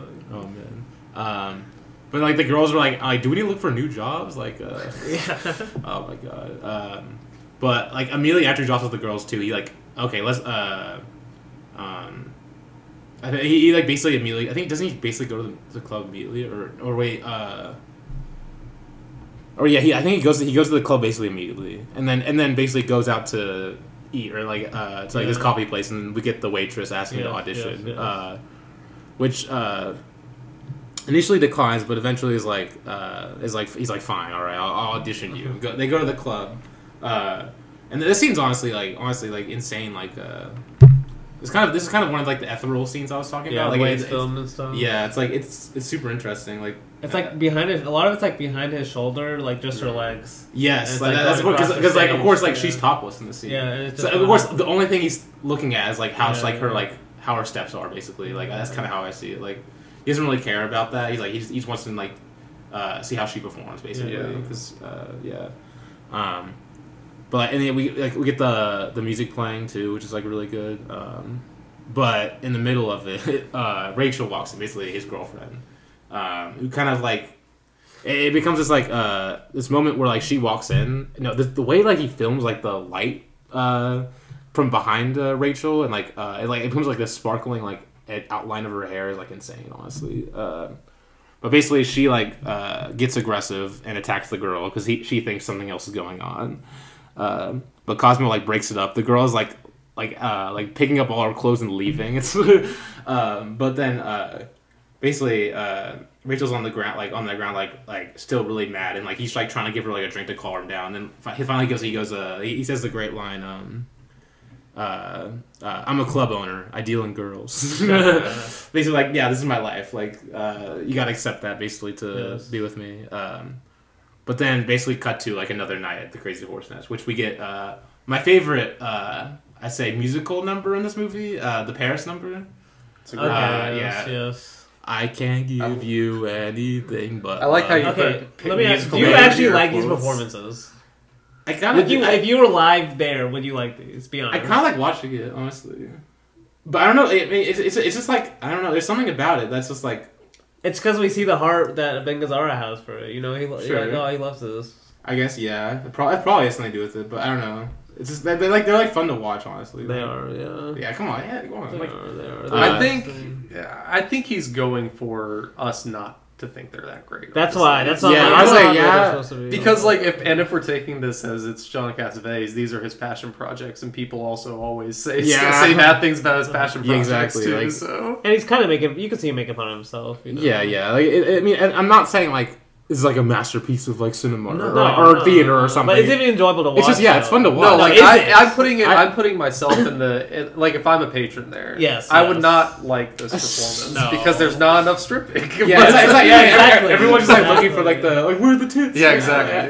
But you could say that's what a lot of people have with Cassavetes. Yeah, a lot of people say about like a lot of like I guess art house movies or something like like where's like the action or like the entertainment, the sex? You know, like why are we like seeing a guy tear up a cabbage for 10 minutes. Or that's a sexual. I kind of agree with them. Oh, stop it. Stray Dogs is amazing. Oh, that's Stray Dogs. Fuck, I thought that was Wayward Cloud. Damn. I forgot. Damn. See, he's not even a good hater, honestly. No, not even the Stray Dogs one. Damn. That one's his sexual tension in the movie, guys. Come on. Obviously, you don't get it. But no, this Paris number is hilarious. Because, like, also what I love about this Paris number, I find them hilarious, too. I think that's a big part of why I think it's funny. Like, do you agree with Mr. Sophistication that he's carrying? Because he says that at the end. Oh, yeah, he's like, I'm like, oh, people come here to see me, guys. Yeah, honestly. I mean, I love Mr. Sophistication. It's like, okay. There's some Fellini aspects to this. Like, honestly, I can see some Fellini influence. I can see that. Like some little splashes. Like, because I love like the girls in this scene when they're like there's one that like goes in the background like on a car like cut out cars like beep beep they're like starting to speak French to him like in a French accent to him. It's like hilarious. But this is like okay as we see this like this kind of starts the cycle of like the gangsters coming in and like taking him out of the club basically like it's like a cycle that starts here. Or basically, whenever Seymour like grabs him by the back of the neck. Oh, okay. Yeah. And this scene says, "I'm doing this like he basically says, I'm doing you a favor, go outside or something like that." Yeah. Like that scene is terrifying. Oh yeah. But and like basically. They take him to this like diner basically, and like Cosmo's not happy to see them by the way. Like he's like oh my god. Oh, no, he knows he's being. Yeah, he's not. But basically they see him take him to this diner where he's like, they're all like aren't they? Is he kind of like trapped? Is he trapped in this scene too? Like, is he in the middle of all of them? Yes, he is. I only put in my notes like there's like a shower, both their arms are around him. Like it's just kind of like. That's why I think it's kind of uncomfortable. Like usually in a movie like this where someone's like kind of doing something against their will, they'll fight back a little bit. Yeah. This one he never does. Yeah. Well, how can he? Well, no, that's why. Yeah. But you could argue with someone that's fighting back. True. You know, like someone that's in prison. Why are they always yelling about like trying to get out? You know, even though they know they're trapped. Yeah. Versus someone that just like kind of accepts it. Like it seems like he accepts like right from the beginning. Like Like there's literally not even a single moment where he's like, no, I'm not going to do it. Yeah. He kind of maybe a little bit later on where they tell him he first realizes they tell him to kill someone. Yeah. It's in this scene when they kind of like hint at it, like, oh, you know, we have this Chinese bookie, and then because that's why he takes the girls to the Chinatown because he's like he's gonna like. He's kind of procrastinates because he was supposed to do it at that moment, but then he like procrastinates and like, oh, let's go to the movies. Yeah. He puts off committing it basically, and like that's why they come the second time because he didn't do it that time. Yeah. They'd already implied it that first time. Yeah, like they didn't say it like implicit like they didn't give him like complex instructions because like I guess I assume that's why I thought that because the only the second time is when they actually give him all the maps instructions. Yeah, they give him like the details stuff because obviously like he didn't do it the first time. Like obviously he just needs to be like they think he needs to be like his hand needs to be like held basically. I think he's like that's like when he's like negotiating, he's like I want to reduce the debt and not get rid of it. And then one of the guys goes, the first rule of a good businessman is know what you're talking about, Mr. Vitelli. What are you talking about? Basically, and then this is when the Cosmo takes the girls to Chinatown, and basically he was supposed to do it on this day, but then He's like, oh, he procrastinates and like puts it off, and basically he's like, oh, okay, let's go to the movies, and then like cut to like them like, okay, girls, we've seen like 3 films, like, and they like go outside. It's like nighttime, basically. Yeah. I love him freaking out as driver too. He's like, why did you not tell me? Why did you not come in and get us? Yeah. It's like I didn't want to bother you guys, like. But they have to like rush back to the club because like they're late for the like actual like performance at night. And they're like performing something without it. Yeah, and one of the girls like, the show is going so bad I should take all my clothes off. Like, I think Seymour Cassell shows up again and basically is like, I had it wrong. This is the one I was talking about. Okay, I really love whenever he like grabs him by the back of the neck and says like, I'm doing you a favor. Yeah, basically, immediately when he gets back, he gets taken out again. Yes. And pretty much. Basically telling him to step outside, and this is when they like all like walk him like really like closely together to the car. Well, they first beat him up. Yeah. Well, they have one guy beat him up. One guy beat, and then it's that guy from Minnie and Moskowitz, the guy in the cafe, the like at the beginning of the movie. Oh, okay, yeah, I know what you're talking about. Yeah, kind of like drunk guy or something. Yeah, I know what you're talking about. Yeah, he's very distinct face. Very distinct face. But basically, then this is what I was saying earlier in like the Women of Influence episode part where they put him in the car and they're like all like, it's like really dark and they're all like huge like guys surrounding him, and like the scene like goes on like, this is when they're giving elaborate instructions, and like they're like surrounding him too, like and like or no, the scene goes on for like really long too, like longer than you expect, like because it's like 5 minutes of them just like giving these like really complex instructions, like telling him like how to like turn off the safety on a gun and such. I was like, how is he gonna remember all this? Yeah, I was like they wrote down a book or something. Oh, and then like they're like telling him like, oh yeah, and like after and then after like they say everything, they're like, oh yeah, by the way, you have to pick up some hamburgers on the way. Yeah. No mustard, no onions, no relish, like even complicated. Do they tell them it's for the dogs? Yeah, they're like, oh yeah, they have dogs, by the way. You have to get hamburgers, like, and basically. They're like, oh yeah, we have this car for you. It's wired, so you can't turn it off. So don't have any accidents or anything, like, or basically don't stall it. Yeah. So pretty much after all this, they get out and basically leave Cosmo to. Well, I love how the scene ends too, because they tell him he can tear the receipt. Oh yeah. 23K he owes, but like it's basically just signed another contract. Yeah. Like, honestly. Basically, he just signed a contract for way more than 23K. Honestly. Like, you wouldn't kill someone for just 23K, you know? Exactly. Like, honestly, yeah. But he's kind of forced into it. But but yeah, this is when he like starts driving, and like it's like an immediate cut to him starting to drive, and then like the blowout, basically. Or, yeah. Like, I can't. It's like why does he do this all of a sudden? He just like gets out in the middle of the road because the car like breaks down. I think it's still gets back into it though. Well, no. So he had a blowout, and then the car stalled because he came to a stop, basically. And since it was hardwired, he can't like start it up again. So yeah, that's why. So he had to kind of like improvise and like run. It's off just the hilarious that happened immediately. Yeah, immediately, so. like on the highway too. Like it's kind of just like a foreshadowing. Like this is not gonna go well for this guy. I mean, if you hadn't seen already, like if you hadn't noticed already, he's a pretty good improviser though. Oh yeah, or John Cassavetes like basically taking cabs. Yeah, taking cabs. I do like that he has to know what's going on at the club. Like, oh okay, yeah, I'm about to get that. Okay, yeah, okay. Yeah. Well, first of all, he calls the cab, and then immediately after, of course, he calls the club. And I love this phone call because he's like. He's like, what song is he singing? And then the bartender doesn't know. He's like, bro, you've been working here for like 7 years. How do you not know? Is it the Paris number? And it's like, how do you not know if it's the Paris number? It's like, are there letters on the wall that say P-A-R? But then, what was he? And then he starts like singing it too. He's like, I can't give you anything, but like he sings it for him through the phone. It's like, oh, it's so good. But then we get another like hilarious scene too when he goes to the hamburger joint and he's like trying to get the burgers. Like, oh, I want 12 burgers. Like he's like the lady like at the thing. He's like, okay, I got your 12 burgers to go. I even individually wrap them for you. He's like, no, I don't want that. I don't want that. I was like, my wife hates waste. I know. And the trees. You're gonna ruin it. Yeah, like, you're gonna ruin trees. And she's like, you're gonna ruin it. He's like, oh, that's the way I like it. That's the way I want it. Like, I feel like just by making, I don't know if this is the intention, but he's like just making it more obvious that like later on if he gets caught or something, or like someone came to the house with like 12 burgers or Yes. something. Like he's just making it more obvious for himself. Honestly.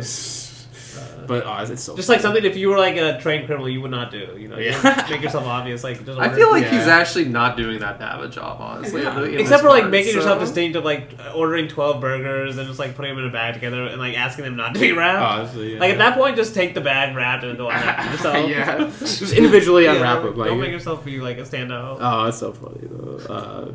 But it's right after the scene where we get what the title of the movie has been, getting at. Spoiler alert: they kill the Chinese bookie. He kills the Chinese bookie. Yes, basically. yes. And there's this funny story on set that Ben Gazzara told in an interview where he said, before they were supposed to shoot the scene, they were out to eat, and Cassavetes was like looking stressed, and like Ben Gazzara was like, "What's up?" And John was like, apparently John was like, "I don't know if I want to kill the bookie." Like, and like Ben Gazzara was like, "What do you mean, John? Like the film's called out telling you about Chinese bookie." He's like, "Yeah," but then Ben Gazzara basically said like that like John like hated violence basically, and he kind of saw it as like a personal thing, like taking a man's life, and like he was like trying to figure out a way to like go around it basically to like and then like Al Rubin came in, the producer, and like asked like John, "What's wrong? Like everyone's waiting for you." And then John told him like, "I don't know if I want to kill. Should I kill him?" Like and then Al Rubin's like, "What the hell? Yeah, this called kill a Chinese bookie." Like, and then finally like John like looked at Ben Gazzara, was like, "All right, let's go kill him." Like, yeah, this scene. Honestly, that would have been an interesting movie if he could have figured Honestly. out how to like make the title make sense without killing the Chinese bookie. Yeah, I mean he tried. I mean he gave his best effort, but I guess He did, because I mean he only shot him once and you didn't see him actually die. honestly, But I mean you did. This scene is like I you love did this get the scene. confirmation. I mean, yeah, this scene's amazing in my opinion. Like, No, I love it too. like him walking up. Well, to I guess that- the trick is he's not actually Chinese bookie, right? Yeah, it's Korean. He's Korean. Yeah. The bookie's Korean. Oh, he's Korean, Yeah. but he's also like way bigger. Like Yeah. they tell. Well, they don't actually lied. tell- They basically just lied to him because they About lied how like important everything he is. about it, like Yeah. about everything basically. Yeah. Like they say, he'd be all alone in his bed at 9 o'clock. Yeah, and not, yeah, literally yeah. nothing of this is true. There's like so many guards there. Yeah, Yeah, it's like- Which they did say there were going to be a lot of guards, but And they also did say the dogs, but yeah, but they also left out a lot of things, like him not Yeah. being in bed at 9 o'clock. But No, Yes. it just goes wrong right away. Oh, He yes. shoots this guy, and then like right away, Oh. there's people that see him. Like well, the Honestly, kids that- come in or yeah, something. the lead up's so. I love the lead up too so Oh, much. yeah. Like he like him walking up to the Yeah. house first of all. like all silent, like no music. Yeah, at it's like no- all. yeah, like- that's a Brisson thing though. Like feeding the dogs very quietly, like Mhm. sneaking past them, and like just like very, and you like see like the scenes of like the bookie itself, like himself, like in like the hot tub and whatever with the girl or whatever, and he's like drying himself off with a towel, and then like you don't see Cosmo for a little bit, and you're just kind of watching him, and then all of a sudden, I think it's like the bookie turns, and then you get like you get a cut to Cosmo looking at him, and then they're like having a stare off, and then the bookie says, "I'm real bad, I'm sorry," and then like damn. Cosmo shoots him basically. I And guess then, he kind of has that moment you said Cassavetes does. Is he gonna shoot him or not? Yeah. And then he's like, all right, let's shoot him. yeah, I'll shoot him basically. And then immediately like it's like super like it's like slow and dialogueless. Like it's like almost like calm in a way. This build up, and then immediately goes into chaos. Like the Yeah. camera's like disorientating. Like you don't Oh, really yeah. you don't really get like a good geography of anything. It's like all chaos basically, but like in a very Cassavetes way.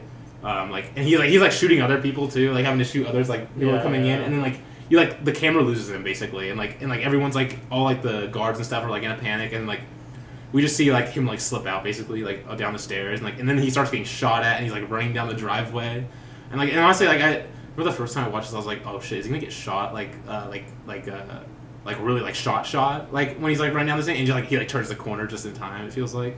Doesn't he get shot during this scene though? We does, you guys yeah. reveal it's like he Yeah, gets like kind of shot in the In the side, stomach, or yeah. honestly it feels like more like a graze honestly, because I feel like if he got shot like Well, they said the bullet's still in him. So. oh is it okay Yeah. so Or that's what the mom of The mom Maria says that. says. okay yeah because I guess she kind of does like bandage it up for him I guess Yeah. in that scene.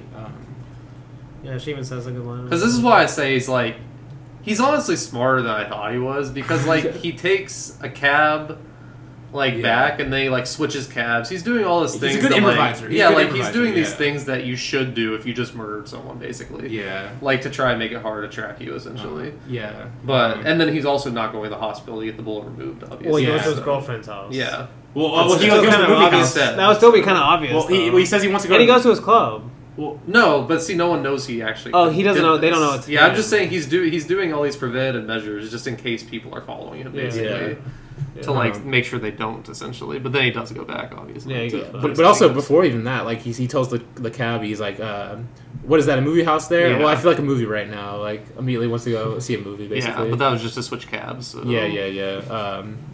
But this is when I think Cosmo realized he was shot like in the cab, and then basically like stumbles into Rachel in her mother's house, which I think it's only her mother there. I think it's in this scene like it's only her mother, and basically it's like not even a long scene either because he's laying down on the bed and she's like concerned about him. He's like, "You have to call a cab. I have to get to the club." And then I guess we do cut to the gangsters right after this. Yes, because that's an important scene of like. Yeah. Them finding out that he kind of just fucked it up, but still did the job. Well, they say it, but then they're like whispering like the police are involved and everything. Yeah, and, like, it's like okay, we gotta kill him now. No, because like Cassell finding out that something went wrong, while they're still trying to hide it in public is so good. Oh, it's so funny. And then he goes and he has to go tell the other guy, and he's like, "Guess what you have to do? You have to go kill. You have to go kill him." He's like but the way he's saying it, he's he's like patting his yeah. shoulder, and he's like trying to like hide it, obviously because they're in public. Damn. It's like patting his shoulder and laughing and everything. Yeah, but also like I could see like them like kind of like maybe like planning to kill him the whole time because if they kill him, they do get the club. If you think about that, because like how do you know they're gonna get the club if they kill him? Because I think it's because he bought it from the gangsters. I swear there's I honestly thought that their whole plan was to basically get rid of two birds with one stone, like him kill the bookie, and then he also dies while doing that. So they because I thought it was kind of implied like I thought the person they killed is not just a bookie. He's like they kind of started a gang war or something, or like don't they say something like that? Like the guy he kills later on. Because remember in this like garage that they're in later with this guy, he's like, okay, now because he says you have to go kill him, and like Benegazar's in this garage. And the guy like comes in slowly in his car. This is where it's like a lot of mafia shit. Like it kind of feels like the car backs out and then immediately the car comes in. Like but he's like talking to that first guy who like kind of shows him mercy. Yeah. That's where I'm pretty sure he says something like that. Okay. Yeah. Honestly, I'm not really sure. Yeah, they say you gotta go get Vitelli and kill him, and then basically we see Cosmo arriving at the club, and this is scene is like this is another like kind of like romantic kind of like Cosmo like romantically kind of viewing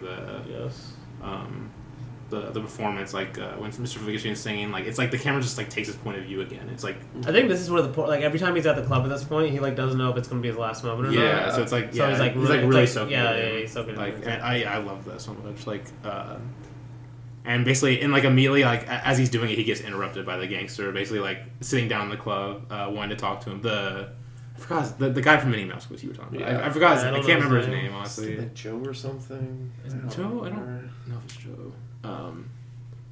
But like it's when he's like sitting down, like Rachel like walks by and he's like, and Cosmo like tells Rachel like he loves her basically, like makes sure to tell because he obviously doesn't know like if he'll be able to say that again, which he does, but we don't know that yet.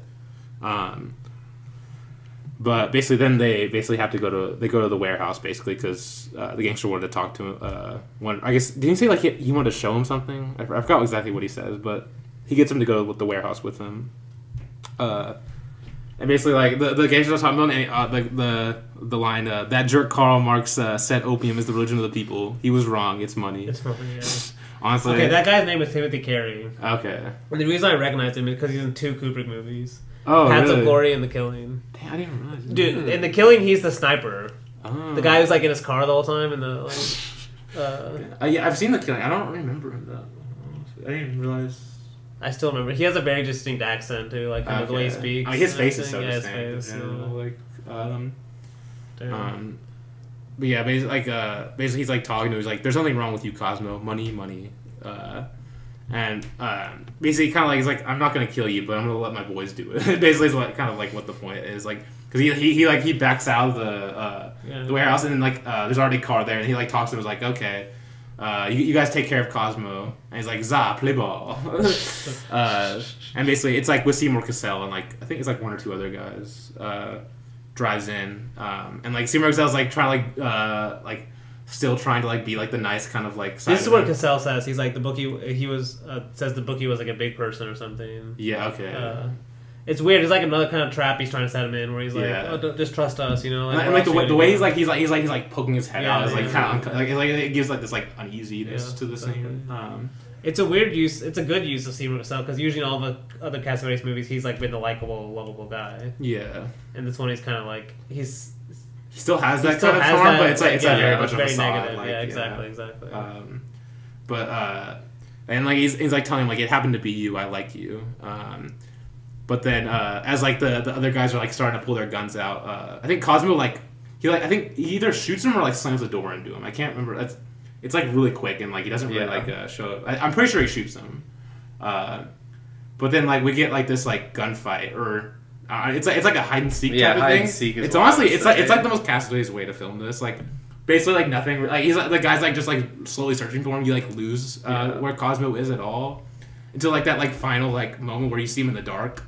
And then like he cuts before you even like see anything like happen. Basically, like any like any more like. Well, I just I like how he cuts it because the guy is like he basically is just shooting into the dark, and Kazara is like his face at least says like okay he doesn't know where I am, so then he just cuts to him like already like getting out basically. Oh yeah, basically showing up to Rachel's house. Like, it's like next cut you see him is like showing up to Rachel's. Yeah.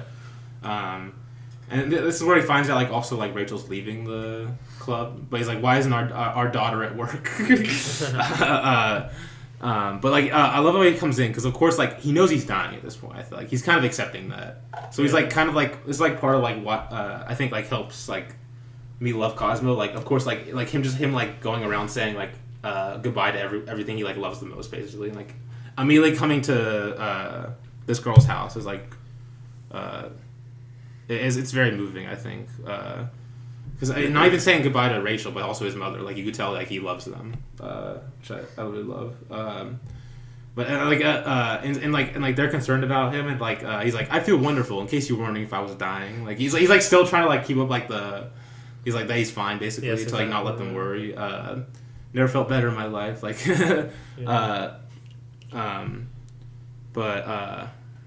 It kind of reminds me of like when we talk about Peter Falk, like kind of like forcing like things to be normal, even if they're not. Yeah. Like he's trying to end this end, you know. Like, have they seen his? I'm pretty sure they've even seen his bullet wound. The mom definitely has. And the mom, I think the mom tells. Because she even says later on, you think you're gonna live with the bullet inside you or something. Yeah. Well, she says like, I don't want you around my daughter because you want to live with a bullet in you.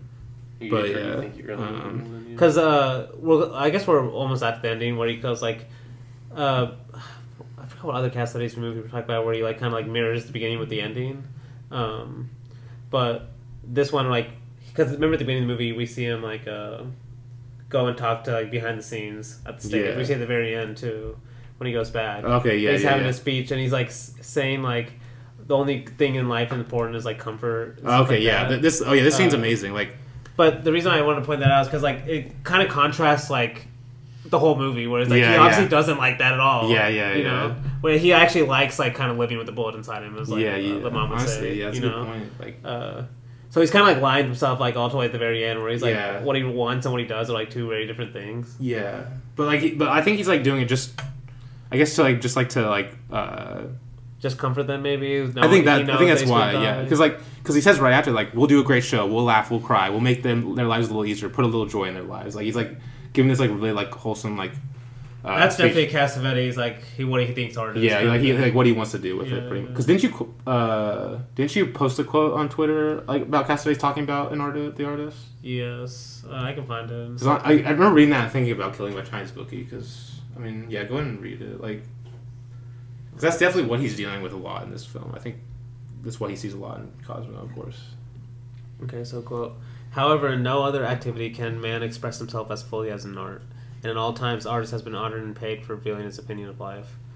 And then later on, to have this privilege of worldwide communication in a world so incapable of understanding and ignore its possibilities and accept a compromise, most certainly will and should lead the artist in his films to oblivion. Without individual creative expression, we are left with the medium of irrelevant fantasies that can add nothing but slim diversion to an already diversified world. Okay. Honestly, I can see, like... And then he says, I guess the last part is that the artist... the answer must come from the artist himself. He must be aware that the fault is his own. That art, in the respect due his vocation as an artist, is his own responsibility. Okay. So, like, what do you think, like... Maybe, I mean, you could say, like... even if it's just, like, a shitty nightclub, like, you kind of love him for this fact that he takes full responsibility for everything in there, you know? Like, he's still very proud of it. Because, I mean, he really does, like... I mean, in the next scene, he literally goes, like, out to the stage, and, like, instead of, like, talking last week, he actually, like, shows his face, pretty much. Yes, like, yeah. Like, kind of, and, like, basically giving shout-outs to, like, everyone, like, all, like, the people, like, the bartenders and, like, the waitresses and everything, and even the security guard, and, like, buys everyone a drink, like, it's, like, the spotlight's being put on everyone. Oh, there's like, a great shot where it's, like, super bright light on him, like, yeah. when he's, like, introducing the... Yeah. Like, probably for the last time. I guess we don't see him die, do we? Yeah, that's the final shot of him is really good. Like, and he also, like, in this moment, he introduces, like, I think he says, like, Mr. Fizzication's, like, the new, like, musical director. I think he, like, or someone else. I think that might be Fizzication's real name. Yeah, I don't know. Okay, yeah. So it was someone else's name. Yeah, but basically, like, also announcing Rachel has left, and he says, like, she was a black girl, black and beautiful, and I loved her. But he's like, yeah, Mr. Vacation's coming on, he's gonna take you on a whole new trip. And like Mr. Vacation comes on, he's saying nice words about Cosmo. It's really nice, and like he practices the best thing in the world to be comfortable. But yeah, the final shot of Cosmo I love, obviously, because he on the street looking out, and basically you see his the side of his jacket bloody, and he looks at his hand, and he just puts his hand back on his side. Well, I mean, whenever he jumped down from the stage and you just saw the blood just squirt out. Oh, okay, it was, he grunts too. It wasn't insane. Not comfortable. Yeah. No, I do because this last shot kind of reminds me of the whole movie of at least he keeps all the problems out for the club from the club this whole time. Every time the club owner, the casino people come, he always it's always outside of it, you know. Yeah. And at the very end, he's trying to hide this blood out from the club, you know. And it's only when he goes outside it's where you finally even the camera shows it and stuff. Yeah. Honestly. Damn. But yeah, and then basically that movie ends based on Mr. Vacation performing "I Can't Give You Anything But Love, Baby." Yeah, yeah. And yeah, that's the. What do you think his performance was successful, or do you think it bombed? Mr. Vacation? Because he kind of goes back in really dejected, but you don't know if that's because Kazar is dead, or if that's because, or basically gonna die, or if that's because everyone hated it. But yeah, honestly, yeah. I guess, yeah, honestly. Because it gave me maybe it's the same thing for it gave me, he gave me big time Hugh vibes and Shadows, this guy that's doing something that he knows he's probably better. Yeah. He doesn't really want to be doing it. But also, I think maybe he feels underappreciated for his jobs. Yeah, honestly, I can see that. I can see that. Yeah, it's definitely left up into interpretation. But, no, he definitely has that rant earlier, right? About people only care he's the most talented or something, but people only care when they take their shirts off and stuff. He was when the show goes great, everyone they get all the cheers. That's what and when the show goes bad, I get all the poos. It's so good. Damn. But yeah, that's the. I guess we need a sequel. There's actually it's actually funny because there was actually a reboot that at one point was by Cassavetes' son. Damn. Wait, they never made it though. Yeah, at least I don't know if it's still in production. Please, no. For this movie, a reboot. I don't. Actually, this is the one movie I could see kind of being remade. Maybe it won't. I just don't want that. Maybe a Ryan Reynolds joint or something. I can't believe you said Uncut Gems is better than this movie. Honestly, that's insane to me. I mean, I know that you love Uncut Gems. I'm not. Yeah, you like both. Which one do you like more? Chinese Bookie. Okay. But I also love Uncut Gems a lot. They're a lot different in pacing. They're a lot different in pacing, and in terms of what the Cassavetes actually show. I don't love the ending of Uncut Gems. I'm not gonna lie. Okay, so that's my least favorite part. I vastly prefer this movie to Uncut Gems. So. Chill out. You agree with me? No, I don't. Anyway, we definitely have to do Uncut Gems at some point because I have a lot to say about that movie because I love it. But yeah, that's The Killing of a Chinese Bookie. Best Cassavetes movie. I could see maybe Love Streams overtaking it at some point. or women I'm influence excited. maybe. I don't know. I'm excited to see opening night. Are we doing opening night? Next week we're doing Okay. it. Yeah. Honestly, Yeah, what are we- honestly, interested in what you think. From about what I it. read, Cassavetes like this one little small thing he said about it. I was kind of interested in. the one was It's like, about a play or something. it's about what? It's about a play, right? Yeah. They're putting a play on. Yeah. We'll get to it. We'll go to it. But yeah, next week we're doing Mikey and Nicky, which he didn't direct, but he did star in it with with Peter Falk. I mean, this is definitely an American classic. Like we should have seen. Yeah, a long like time it's ago. really. Wait, This have you is, seen this? Mm-mm. Damn. Is this what? really because like Slacking? No, I haven't seen it. you haven't seen it? I'm doing it because like I needed one more movie and I didn't really want to do any of those like compromised studio movies. So I was like, okay, this You could have done a Cassavetes acting performance. This is what making Nicky is. Oh yeah. Okay. Yeah, like it's and I love. Is he a Mike. villain in this one? No, Like the anti-hero? it's you'll see. It's like it's about two friends. Okay. Oh, it's a Philadelphia movie. Yeah, well, Elaine May directed it. Shout out to her. Well, I'll shout her out next week, of course, when we do it because it's like there's a lot of improvisation as well in it. Okay. And there's like but like mainly we're probably just gonna talk about like we're just gonna talk about the movie, but like especially like talk about Cassavetes as an actor because he's incredible in that. Oh, film. And Peter Falk is amazing. He's an incredible actor. Love the man. And then also we're doing opening night as well, which we're Gina Rowland stars in with Cassavetes as well, isn't acting in that. Ben Gazzara is in it, but yeah, stay tuned. Can't wait to call him George Costanza again. So.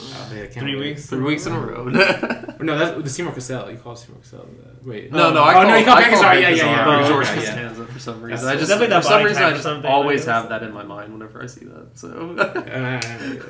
Anyway, so yeah, stay tuned next week. Hope to see you floating through the clouds. Rainy fields of frost and magic, morning dew, in late afternoon.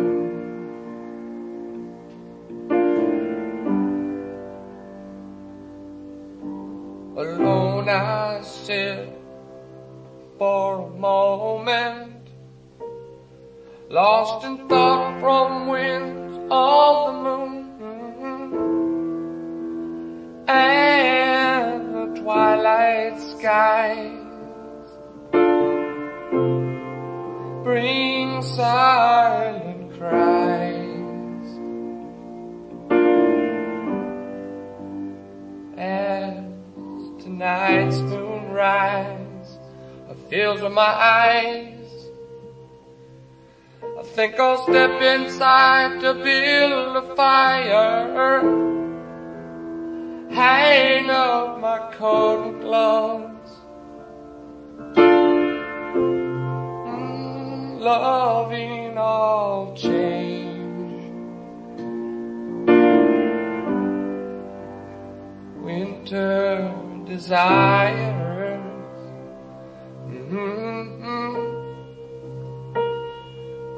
to be warm with the lady I love, and the amber light from the cabin side.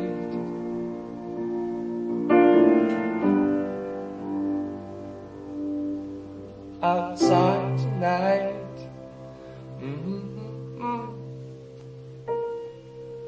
just a moment of peace, just me without you, an understanding that we share, knowing this,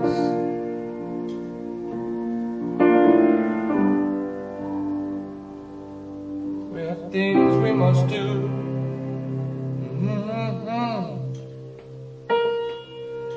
And still knowing this, we really care. And when the time is right, oh, it's honest mind. So comfortably light warms our night. rainy fields of frost and magic, blowing through a thought that I just had.